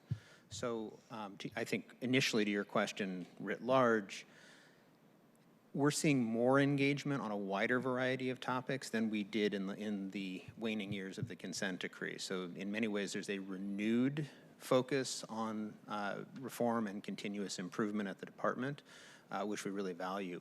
One of the thoughts, and there's a lot of work to do around this, specifically around collisions, is to fold it into an administrative review board and have the same sort of robust structure where we bring in the subject matter experts from across the department to look at this. Currently, the way it's structured, it's more of a chain of command review, but we would like to put a little more bandwidth around it to ensure the proper focus there. Great, thank you. Very important work, so I appreciate the work that's being done and the thinking around that. Thank you. Thank you, Councilmember Moore. Okay. All right. Director Glenn. All right, thank you. First of all, I just wanted to say that OPA has been really at work, is robust, and also during this transition, I was able to have a retreat with our office and talk about goals that we wanted to do to build upon the work, the good work that's been done in the office, and how to improve not only internally, but also things that we're doing really well. What's the next level to go? One of the things I'm really proud of, as many of you may know, that we did win the NACOL Award for national for our work just this last year. And one of it was due to our community outreach. And we're very fortunate to have Geneva Taylor, who is our community outreach and restorative justice manager, who's working with her staff, Miss Serena Duncan, and building that even more. Why is that important? Why is OPA, who's mostly investigative, involved in that? It's about building community trust, making sure that people, in fact, understand the system. Also, in addition to that, it's also making sure that they know who they're talking to, or at least have an idea when they're actually filing a complaint. Those type of work, and so we've been very, very fortunate about that. I'll be talking a little bit more about some of that additional work that we've been doing, but just as in buckets, again, just first focusing on just relationships internally with each other. In the retreat, I'm just gonna pull out a couple things that we did for our guiding principles. One of the things was to make sure about building trust, and when we talked about trust for internally, and I really like this one, it was not got ya, but got you. You know, we've got you. Because at any given day, right, there's always so much to do, right? How do we work together, not only just trust and make sure and give people the responsibility, but also put the guardrails in place, right, in order to make sure for timelines and different things like that, and trust with each other, right? And then also building trust with the community. In addition to that, it was also regarding respectful communication and what does that look like, not only internally but externally when we go out, right? About listening, making sure to assume good intentions and leave space for that being open with courageous conversations. The other part about it, I would also say, we've also been, obviously, as other people have talked, been involved in the legislative process, also on management action recommendations and things with that. But I'll turn to my next slide, if you could. And just to make sure, just for most people here, I think, obviously know our mission and vision, but sometimes people don't. I just wanted to make sure we did talk about that, but it's to ensure SPD employees' actions comply with law and policy by conducting thorough, objective, and timely investigations, recommending improvements to policies and training, engaging in collaborative initiatives that promote systemic advancements. And so that's a reminder that it's not only with regards to just the laws, but it's the policies that's been discussed today. We've been at the table, and it's been nice to be able to be there and working with SPD and all the accountability partners. And also, when we go out and we talk to community, actually, we can actually build that in. As an example, today I know Amy Summers and Agnes Gowan presented earlier, and some of the things that they share, we bring back to our office. So we very appreciate when we collaborate with different collaborative partners in order to do that. Also, it talks about training and those other types of things. And of course, our vision is to safeguard a culture of accountability within SPD in different capacities. Thank you. Next slide. All right, our main roles and responsibilities just to focus on is the process police misconduct complaints. That's the #1 body of what we do. But again, if you don't building trust to get the complaints right in order complaints. One of the things I have to remind when we go out, this is not criminal, this is a civil administrative process. And so sometimes people come to us and they think that we have other capabilities, but this is for civil misconduct complaints. Also, it's to enhance police accountability cultures in different ways that we can, in which to do that. If we have ideas on policies, different types of things.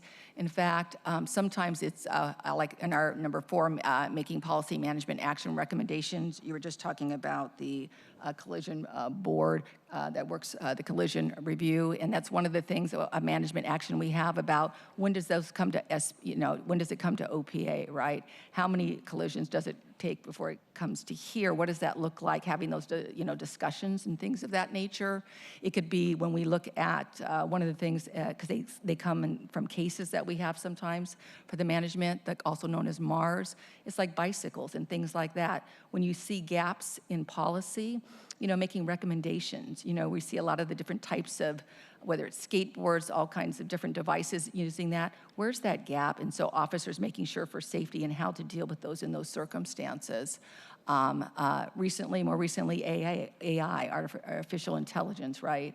How that's always growing and so forth. How is that being used in SPD? What are some of the best practices and so forth? And to look at that and how that might be used, right? There's pros and there's other things, right?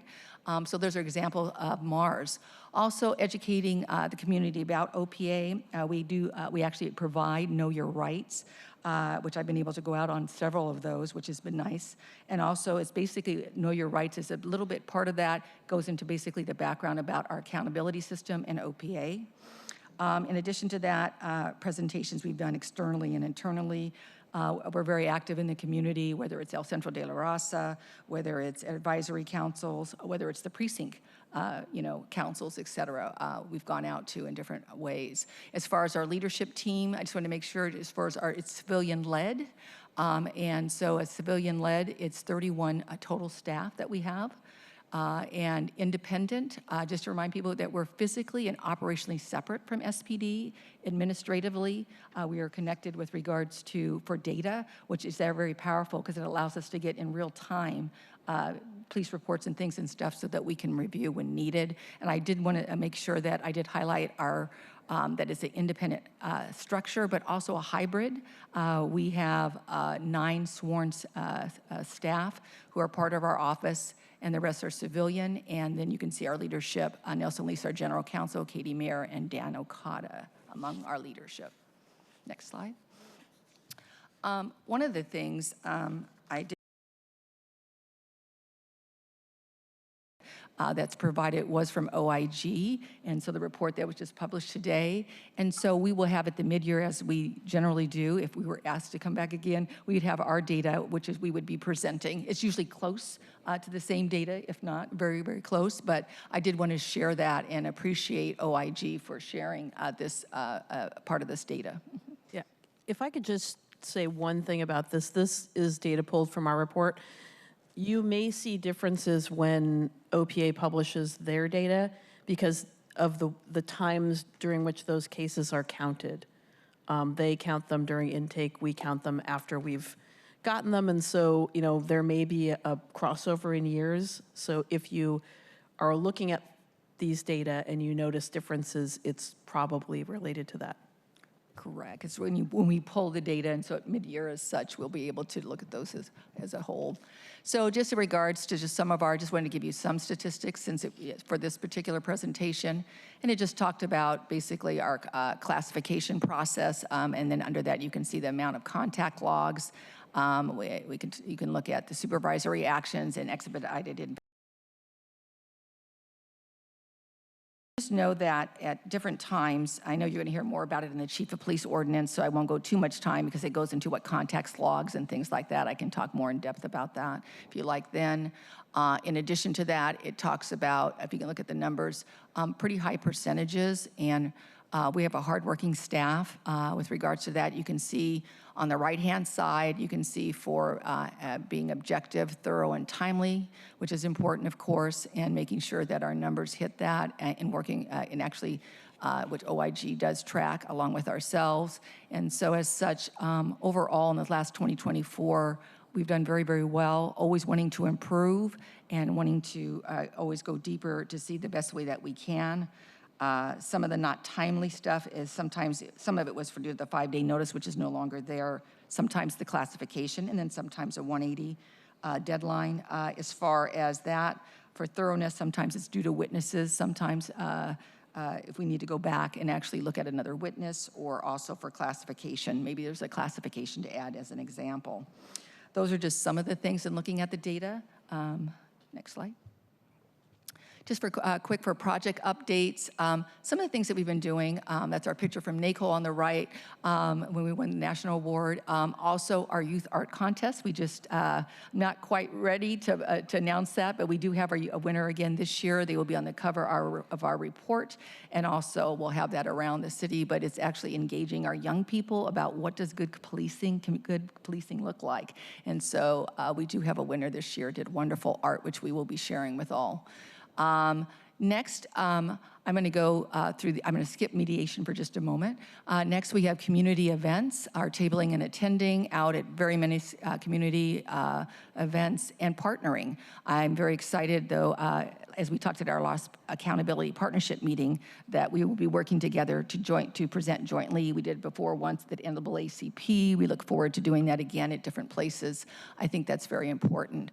Also, the next thing is the complaint impact statement. I just wanted to let you know, we've talked about that before. That's something that we want to finalize, and we've had 2 previous meetings with bargaining units with regards to that, and so we'll be taking the a broader role with regards to that statement. And if you didn't know what that was, the complaint impact statement, it's similar to almost a victim witness statement, like if you were in court, but it would allow in writing, a victim to be able to share in their own writing about that particular occurrence if they wanted to with the chief. So we're on target with that, and we have some more meetings just to finalize that, hopefully, and working with the bargaining units.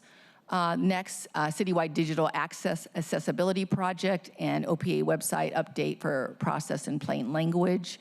One of the things we've been working with IT is being able to use the computer system to be able to identify, classification of cases easier.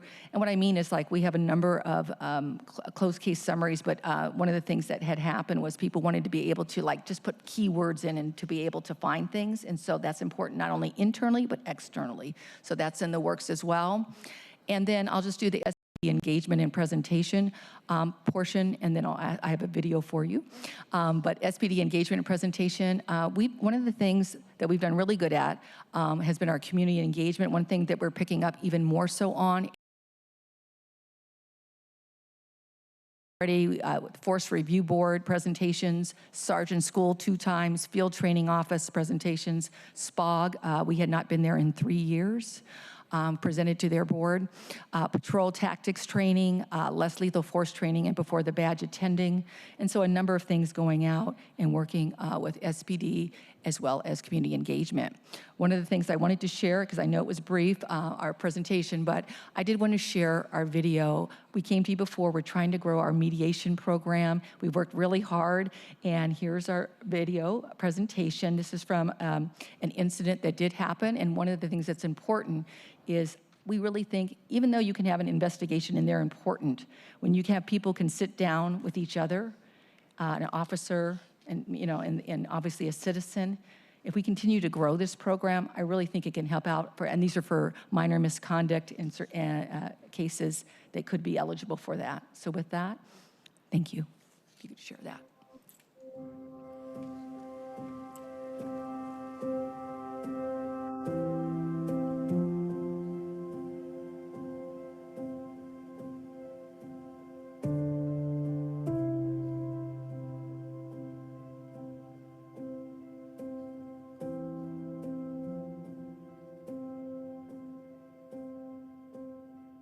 OPA's job is to really make sure that we are safeguarding communities through accountability. The goal really is to help folks to have common ground and to make sure people are hearing each other's perspective and have an understanding of what has happened in the incident. A community member actually called us because they did not like the way an officer responded to a priority 1 call that happened at their nonprofit in the Seattle area. After the incident, I was concerned. I felt that somewhat of an injustice had been done. Initially, I wasn't certain that it would be fruitful to participate, but I decided to proceed. And so I thought I owed it at least, to those who may experience the same thing in the future to speak up and share the information.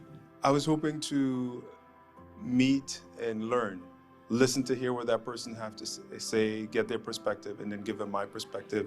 And hopefully we could come to some kind of a resolution and, work together going in the future. It was an opportunity to explore what happened, talk about procedures that are in place from both sides. Because they both had leadership responsibilities, the impacts of what happened landed on them differently.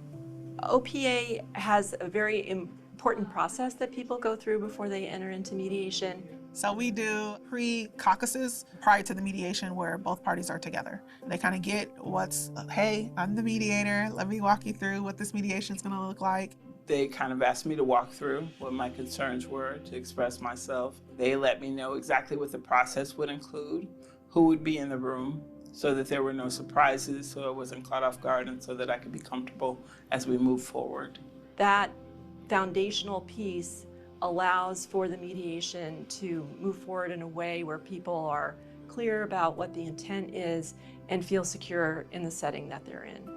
We have a actual training where we talk about accountability and talk about policing. We have to make sure we find really good, neutral, third-party mediation team. They walk people through the incident in a very skillful, intentional way that brings purpose to each party, and that purpose is to be heard. And not to only be heard, but to be understood. When you come together and it feels like it's a neutral territory, you could just be your authentic self. When people feel like they're on an equal footing, it's easier for them to connect with you. One reason that mediation is voluntary for both parties is it really brings people together who really want to be there. It's important for people to be invested in hearing one another. Kimberly showed up. I felt like she was coming to actually listen and learn and also teach me. All right, so I felt the same way. So we felt kind of equal. There was information that each of us had that the other didn't, and that opportunity for sharing, I think, helped a mutual understanding. Helped me to have more empathy for what they were experiencing during the time, and I believe it helped the officer to have more of an understanding of what my perceptions were as the events unfolded. And sometimes you don't realize that, how you do your job might impact somebody in a negative way, which it impacted Kimberly. It opened up my eyes, and it taught me, hey, maybe we should be considerate about everything else that's going on around us and not just focus on the one task. Once people in the room just look and talk with each other, face to face to each other. It's not somebody coming in and saying, well, so-and-so told me such and such, and getting that information and taking it back to them. It's like they were there, they knew what happened, and then all of a sudden there's one big ouch. They're able to look at the other person and say, this happened, and the other person's like, oh. It does bring a sense of justice in a different way. Things do not get better unless you really communicate and have conversation. We're really trying to humanize people, bringing people together and have conversations. The ability for OPA here in Seattle to have this as an opportunity for that ability to see each other as humans and people makes a really big difference. And I've seen it, when people leave mediation different than when they came in. I just feel like it's a great tool. It could start a healing process and for everyone, SPD and for the community. You can't put a price on common ground. It's something that is so missing all around us, and if we would just give rather than, pointing fingers at one another.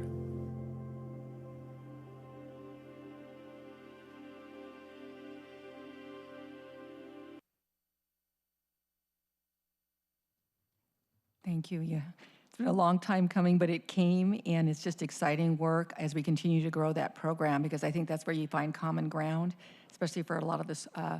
All cases are important, but some of the minor misconduct, some of those type of things, I think it could be very, very helpful. Thank you, Director Glenn. Okay, we'll roll straight into CPC. Machi Alekbehi for the third or fourth time this morning. Take a sip of water real quick. Again, Eci Ameh, Interim Executive Director of the Community Police Commission, and we're really, really grateful for this opportunity to be able to share a little bit about the CPC. I'll try to go quickly because we are, I've shared, quite a bit earlier this morning, and so I'll try to save the maximum amount of time for questions. Thank you.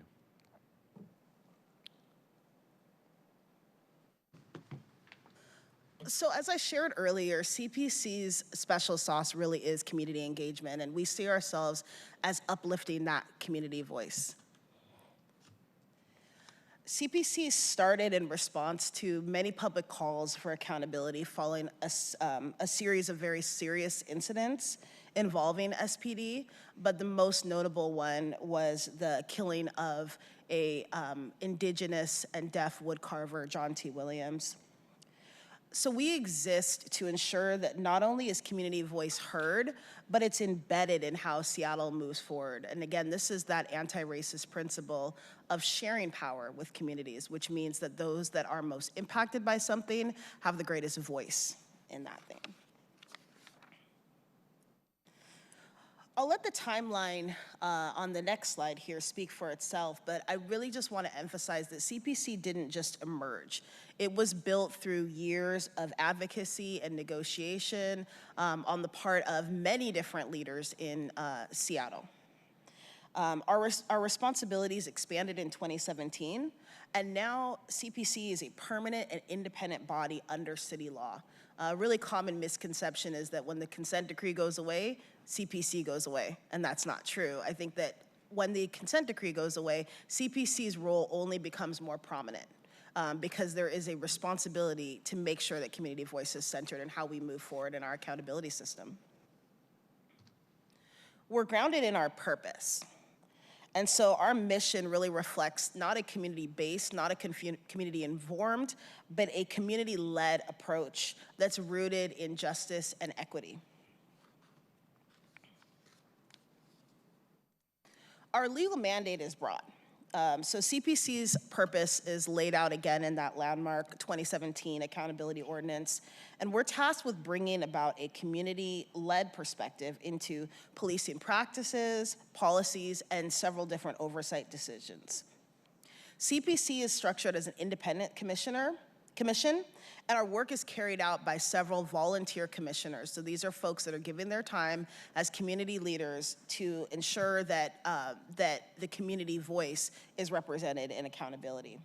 I've shared with you earlier that CPC has more than 30 separate responsibilities under the accountability ordinance, and with a small but mighty staff of just 9 people, we have some responsibilities that we could use all 9 people just to be able to fulfill that one thing under the ordinance. And so when I think about what it means to right-size the resources of this organization, it's really an understanding of how broad our responsibilities are under that accountability ordinance. Just one example that we're tasked with under the ordinance is compiling and maintaining a database that tracks all recommendations made by CPC, OIG, and OPA, and whether or not SPD has implemented them. And so you think about the smallest accountability partner, the one that is specifically charged with community engagement, is also charged with the maintenance of a database that requires accurate input that relies on accountability partners in order to ensure that.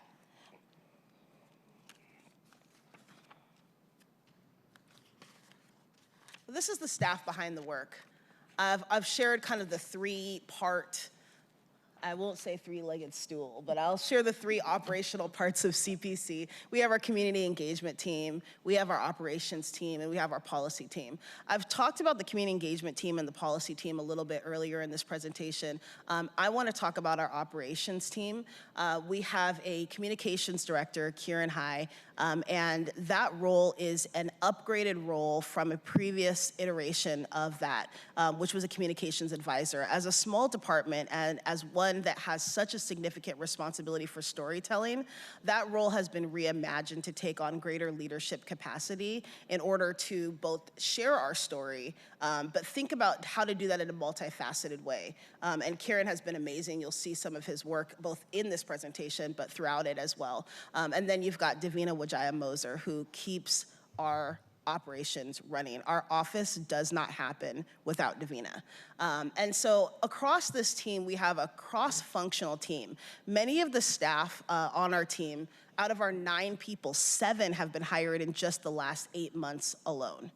And so this is a complete rebuild of an organization, and you have folks that are coming with a variety of different roles, of different skills. So many of them have a crossover between community engagement and communication skills, a crossover between policy and communication skills, and they are also able to outreach to the community in very specific and unique ways. Our team has multiple languages spoken besides English. On our team, we have spoken Bahasa, which is an Indonesian language. We have Idoma, which is a Nigerian language. We have Tongan, we have Farsi, and we have Amharinya, or Amharic, as well, represented on our team. And I might have others. I haven't even gotten to the commissioners yet. And so this is really thinking about how do we connect with the diverse Seattle community. I've mentioned earlier about our impact on the revised crowd management legislation. That's something that we're incredibly proud of. We're also working right now to launch a training that is building community capacity around the accountability system. So earlier we talked about the fact that we can't just hand this big, huge ordinance to communities and say, what do you think about that? That's not where our job lies. And so there is a critical role in building community capacity to engage with government around these complex conversations around policing. And so we are very excited that very, very soon we'll be ready to launch this training that really talks about CPC's role, the accountability system as we know it, and ways that the community can engage to be able to provide their feedback. We are so proud that even just in this very short time, we have seen goals that have been identified by the CPC for the last 3 years accomplished in just the last 6 months. And we are just getting started. We just got fully staffed in February. So what you see now is just the beginning of the momentum that we are catching on. Anything that can be said about the CPC a year ago cannot be said about the CPC of today. I want to move next to talking about the commission behind the work. Again, commissioners are volunteer leaders that are committed to elevating the voice of communities that are most impacted by policing. Our recruitment efforts are really focused on individuals that are willing to engage heavily in police accountability work, deeply rooted in their communities, and are reflecting a range of different lived experiences that are important to the conversation. Out of 15 seats on the commission, 5 of which are appointed by the mayor, 5 of which are appointed by the city council, and 5 of which are appointed by the CPC themselves. We have 11 out of 15 of those seats filled. Many of them have been filled in just the last few months, and 1 is in progress thanks to your votes today.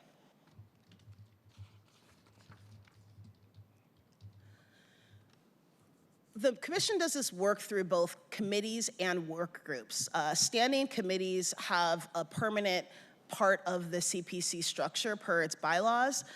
We have the Community Engagement Committee and also the Governance Committee, and you'll see there what their responsibilities are. But we also have work groups that are active on a variety of different ad hoc issues. Probably the longest standing is our police practices work group.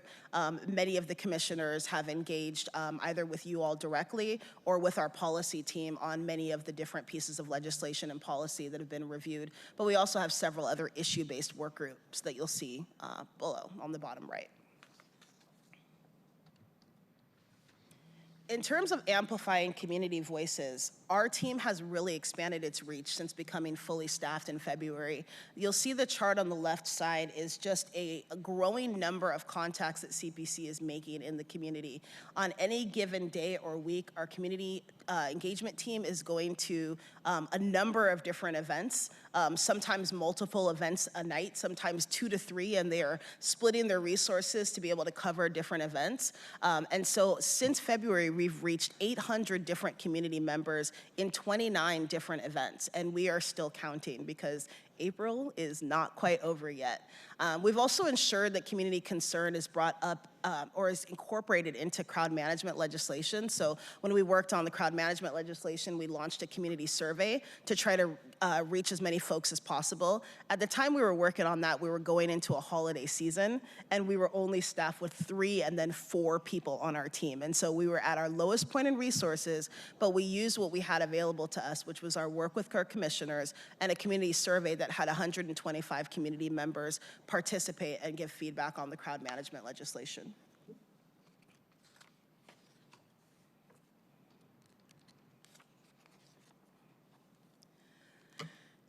There are so many different stories and community experiences that really shape our work and shape our priorities. And we are amplifying the voice of community regardless of what that message is. One of the things that's really important about the CPC to note is that we are not anti-police. We have to say this more often than you might think. We are pro-accountability, we are pro-community. And so when we amplify the community voice, that means sharing experiences that are positive around what the community has experienced with policing, and that also means sharing critical feedback about issues that need immediate attention on behalf of communities. I want to share this really quick story about Sandy Paloka. Recently, we went to the opening blessing event of Oceana Northwest, which is a organization, a nonprofit doing amazing work in the Pacifica community that one of our commissioners, Commissioner Joseph Saya, is the executive director of. At that event, when it was time to sit down to eat, someone came up to me and said, "Can I sit next to you?" I'd just been introduced as the executive director of the CPC, and she said, "I want to tell you a story." She proceeded to tell me about how she lives just blocks away from the Southwest Precinct. She said that the police have been to her home several times to respond to different incidents involving her son, who is suffering from mental health crises. She says that in her experiences, every time SPD showed up, they exhibited respect, they treated her son with dignity, and some of her worst fears as a parent in having police show up at her house in a situation like that, she was able to feel reassured. And she was so grateful. She specifically named Officer Lucas of SPD, and what she told me is, if I had the opportunity, I would share this experience with the upper echelons of Seattle Police Department. And I said, I think I can do that. And I promised that I'd do that for her today. But we also want to share critical feedback. When we go to events, we heard, for instance, from the Indigenous Advisory Board, which is an advisory board that is actually convened by SPD of Native American community members convened at Daybreak Star. We heard community members raising significant concerns about SPD's handling of bias crimes, of issues of sexual assault, and in particular, slow response times. They had told several stories and provided officers with incident report numbers of situations in which a sexual assault happened in a Native American community, and there was 8 to 12 hours before an officer responded at the scene. They also shared concerns about how SPD was responding to domestic violence situations and a lack of knowledge about missing Indigenous persons alert cases, MIPA cases. That is a recent system that was, I believe, launched in 2022. And so the information about how to locate missing Indigenous persons, which, as many of you know, is a significant issue in Native American communities, were some of the concerns that they've raised. Along with that, there's also a deep fear and frustration in many immigrant and refugee communities, local and national climates. And so we elevate all of those stories. When it comes to building trust through storytelling, again, that is thinking about how do we highlight oversight and action and put Seattle back on the national map around police accountability work. The video that you see playing on the right is our team at the International Association of Chiefs of Police, IACP, Officer Safety and Wellness Conference in Anaheim earlier this year.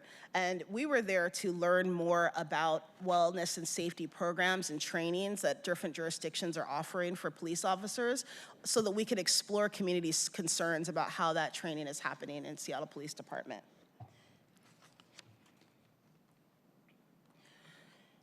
When it comes to what's next for the CPC, again, we are looking ahead at the possibility of a post-consent decree future.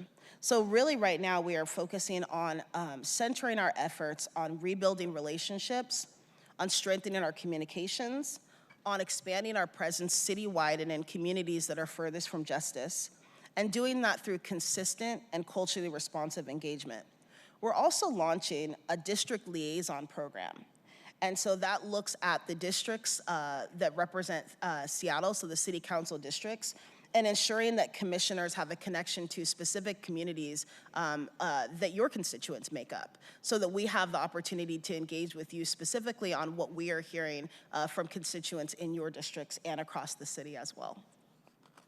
Our future policy projects, I've mentioned, is building out our legislative review process, continuing to build our sustainable systems for our ordinance responsibilities, and establishing a strong community feedback loop.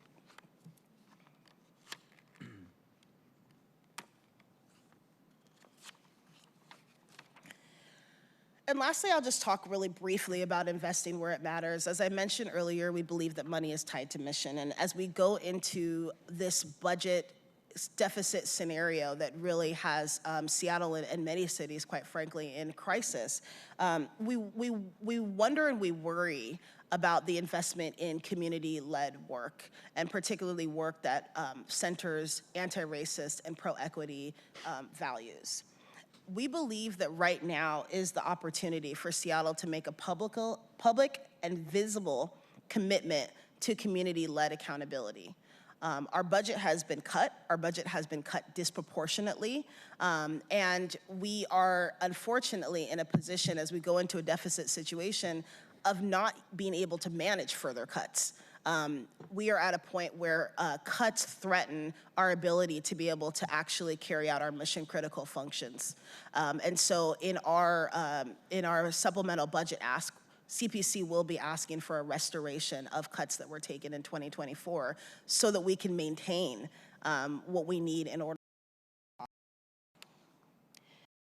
And this slide that you see there, this image of equity versus equality, is really important to us because as you look across the city budget, you could say, well, the departments are being asked to take equal cuts. But equality isn't equity.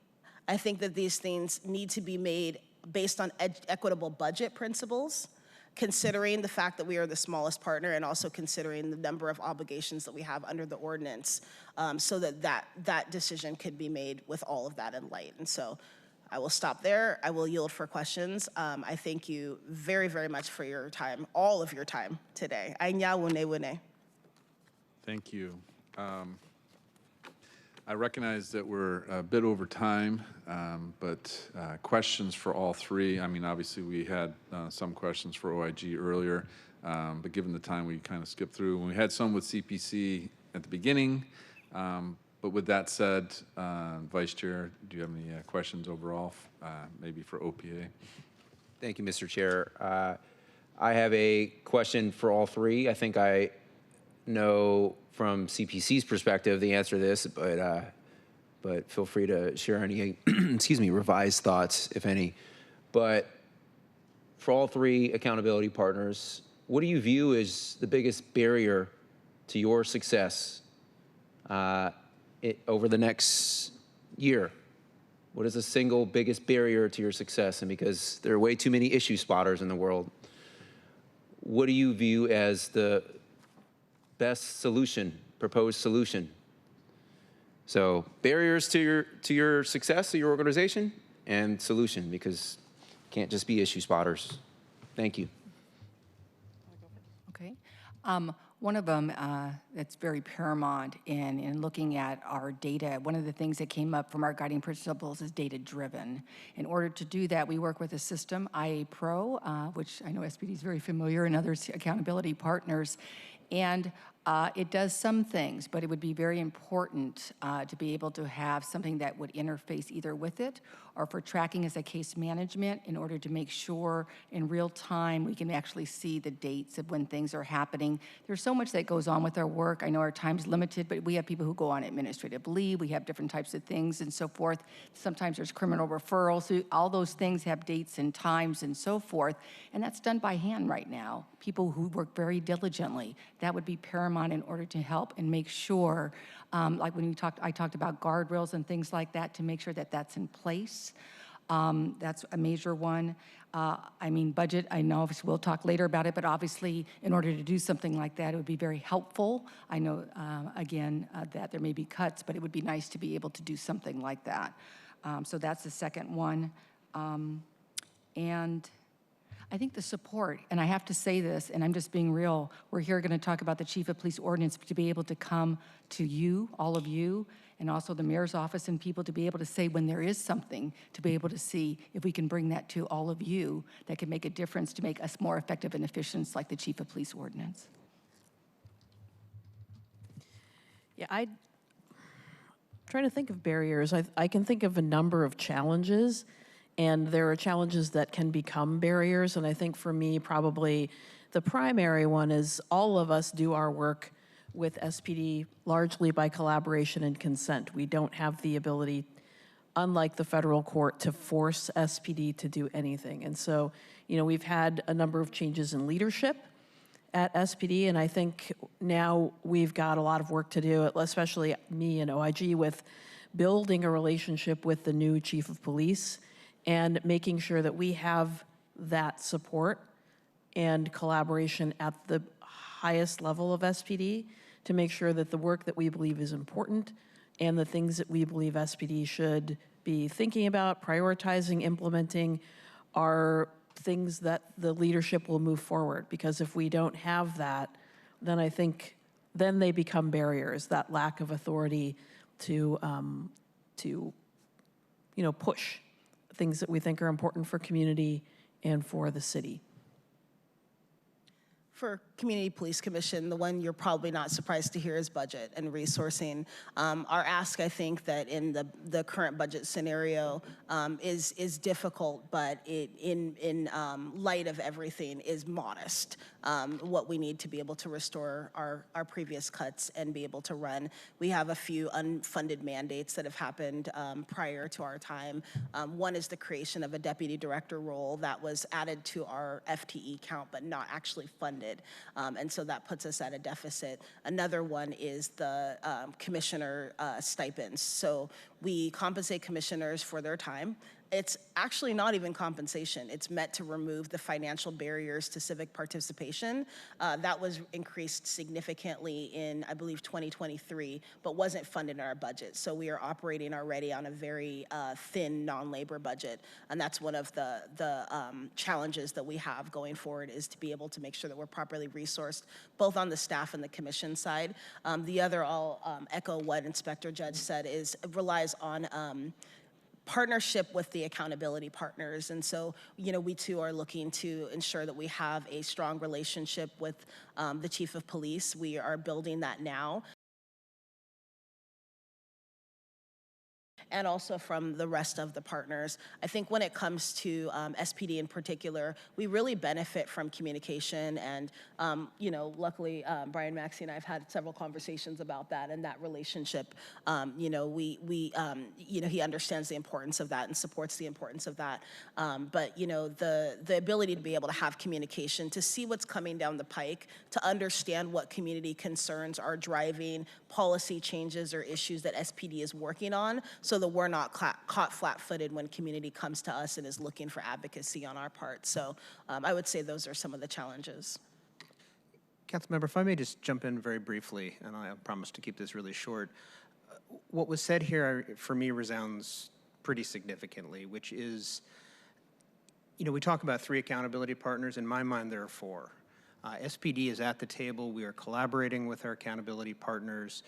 There's some in the community or some expectations out there that these relationships need to be adversarial, that we need to be under the thumb of the accountability partners. For me, that's not what accountability is. Certainly, they all hold us to account in a variety of ways, either to the community, through investigations, through systemic recommendations and reform. SPD, one of our priorities is continuous improvement. That's not changing. As the consent decree leaves, we are still committed to being a learning organization and pushing forward into the future, and we can't do it alone. We recognize that. We need our partners to help us see our blind spots, to hold us accountable, to bring voices that we don't have access to. And we are committed, and I know Chief Barnes is committed, to continuing those relationships and driving forward with continuous improvement as the fourth accountability partner. Thank you. Councilmember Rink. Oh, I'm sorry, Vice Chair, did you, Councilmember Rink? Thank you, Chair Kettle, for allowing me to participate today and ask these questions, and thank you all for coming to share with us more about your work. At the top, I just want to recognize how challenging this topic is, this conversation is, and I'm trusting that every single person in this room seeks to improve our accountability system for the sake of our residents and healing from harm that has been caused. And there are some really hard facts here. 19 people murdered by SPD officers across 14 years is devastating and unacceptable. This alone, not to mention misconduct and culture challenges at SPD, have certainly left the public with understandable feelings of distrust, confusion, and anger. And the public must trust that wrongdoing, harm, and misconduct by law enforcement will be held. So we must carve a system and a path forward that's going to deliver on improvements to our accountability system, and I hope that we can have a solutions-oriented discussion today. And I wanted to hold my questions to the end of all the presentations to give an opportunity for any partner to chime in on these as appropriate, so deferring to your expertise here. And with that, in 2018, Washington passed Initiative 940, requiring independent investigations of uses of deadly force.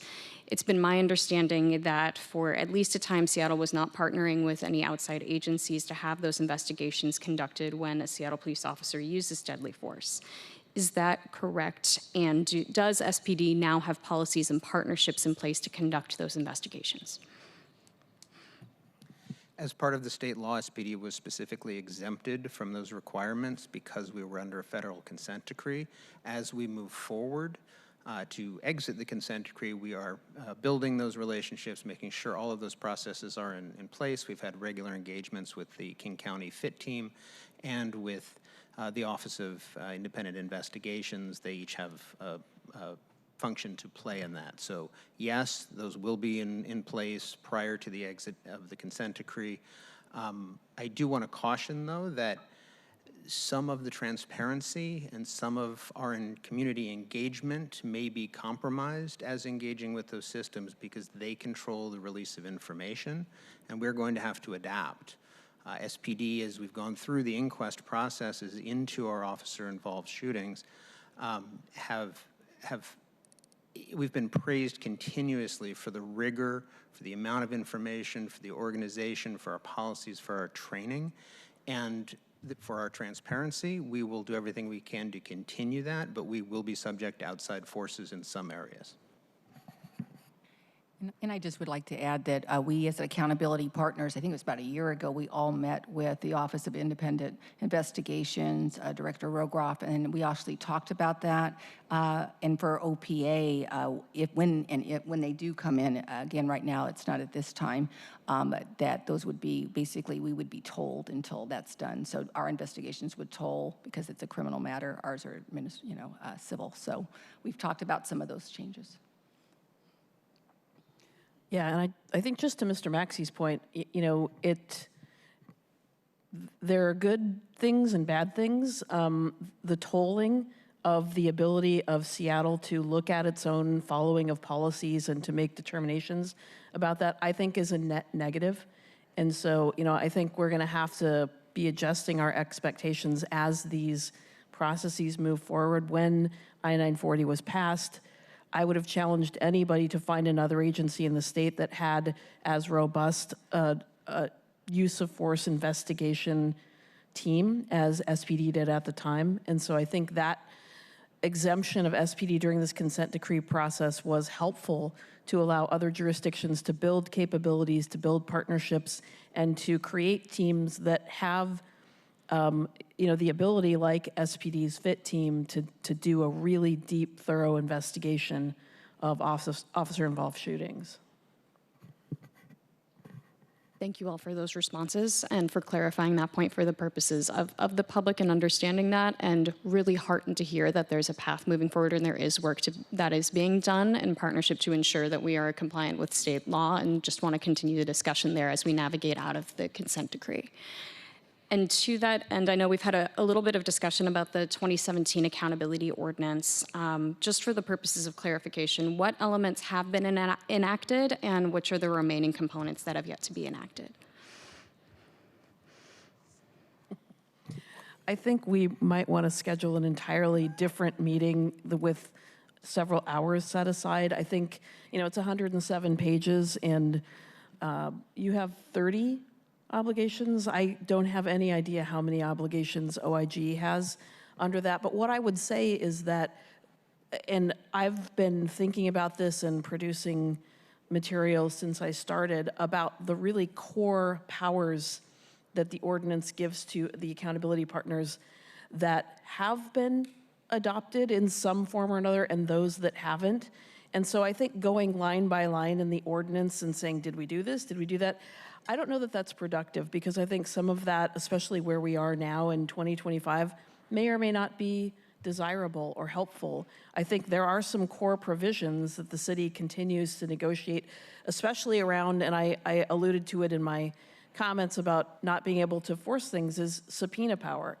Accountability entities have to be able, when relationships aren't great, we have to plan for worst case scenarios, not rely on best case scenarios. We have to have the power and authority to compel the production of evidence and the cooperation of witnesses in investigations and reviews that we do. So I think there are things that are key to having a really strong accountability system that we need to continue to work on.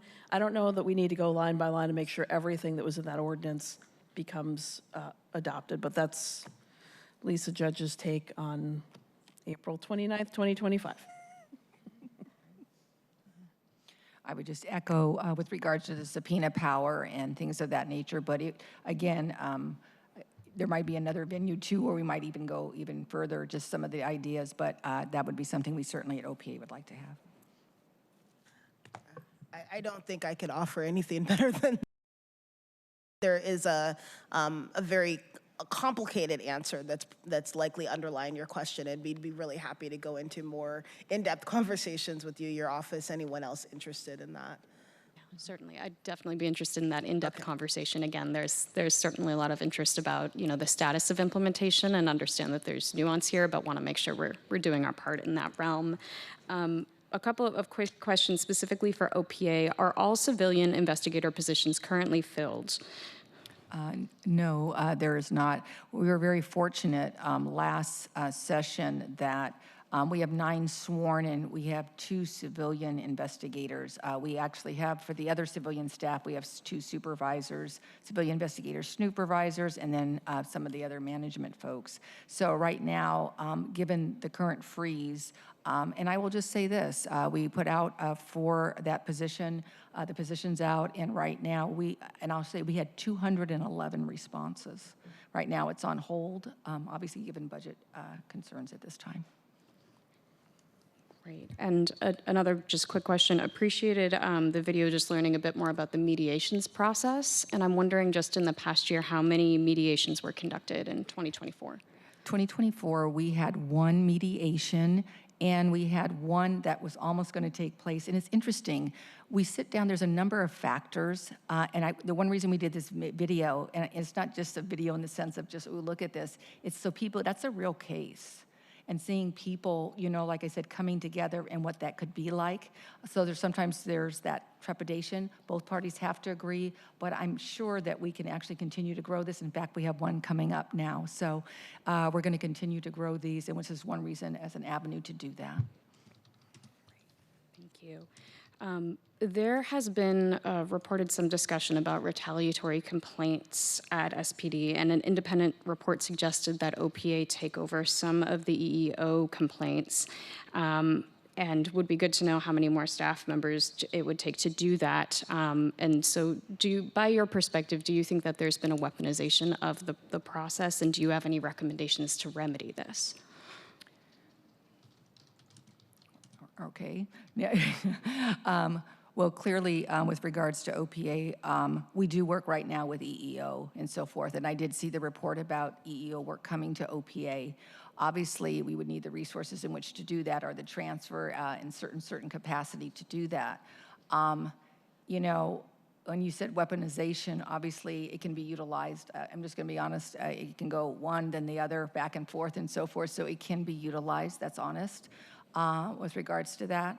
But I do think that with regards to resources, it would depend to be, and I'm happy to discuss that further about what that looks like to give an accurate response to the fiscal and what that would be, and what pieces or components. I'll just give you an example, like body-worn video.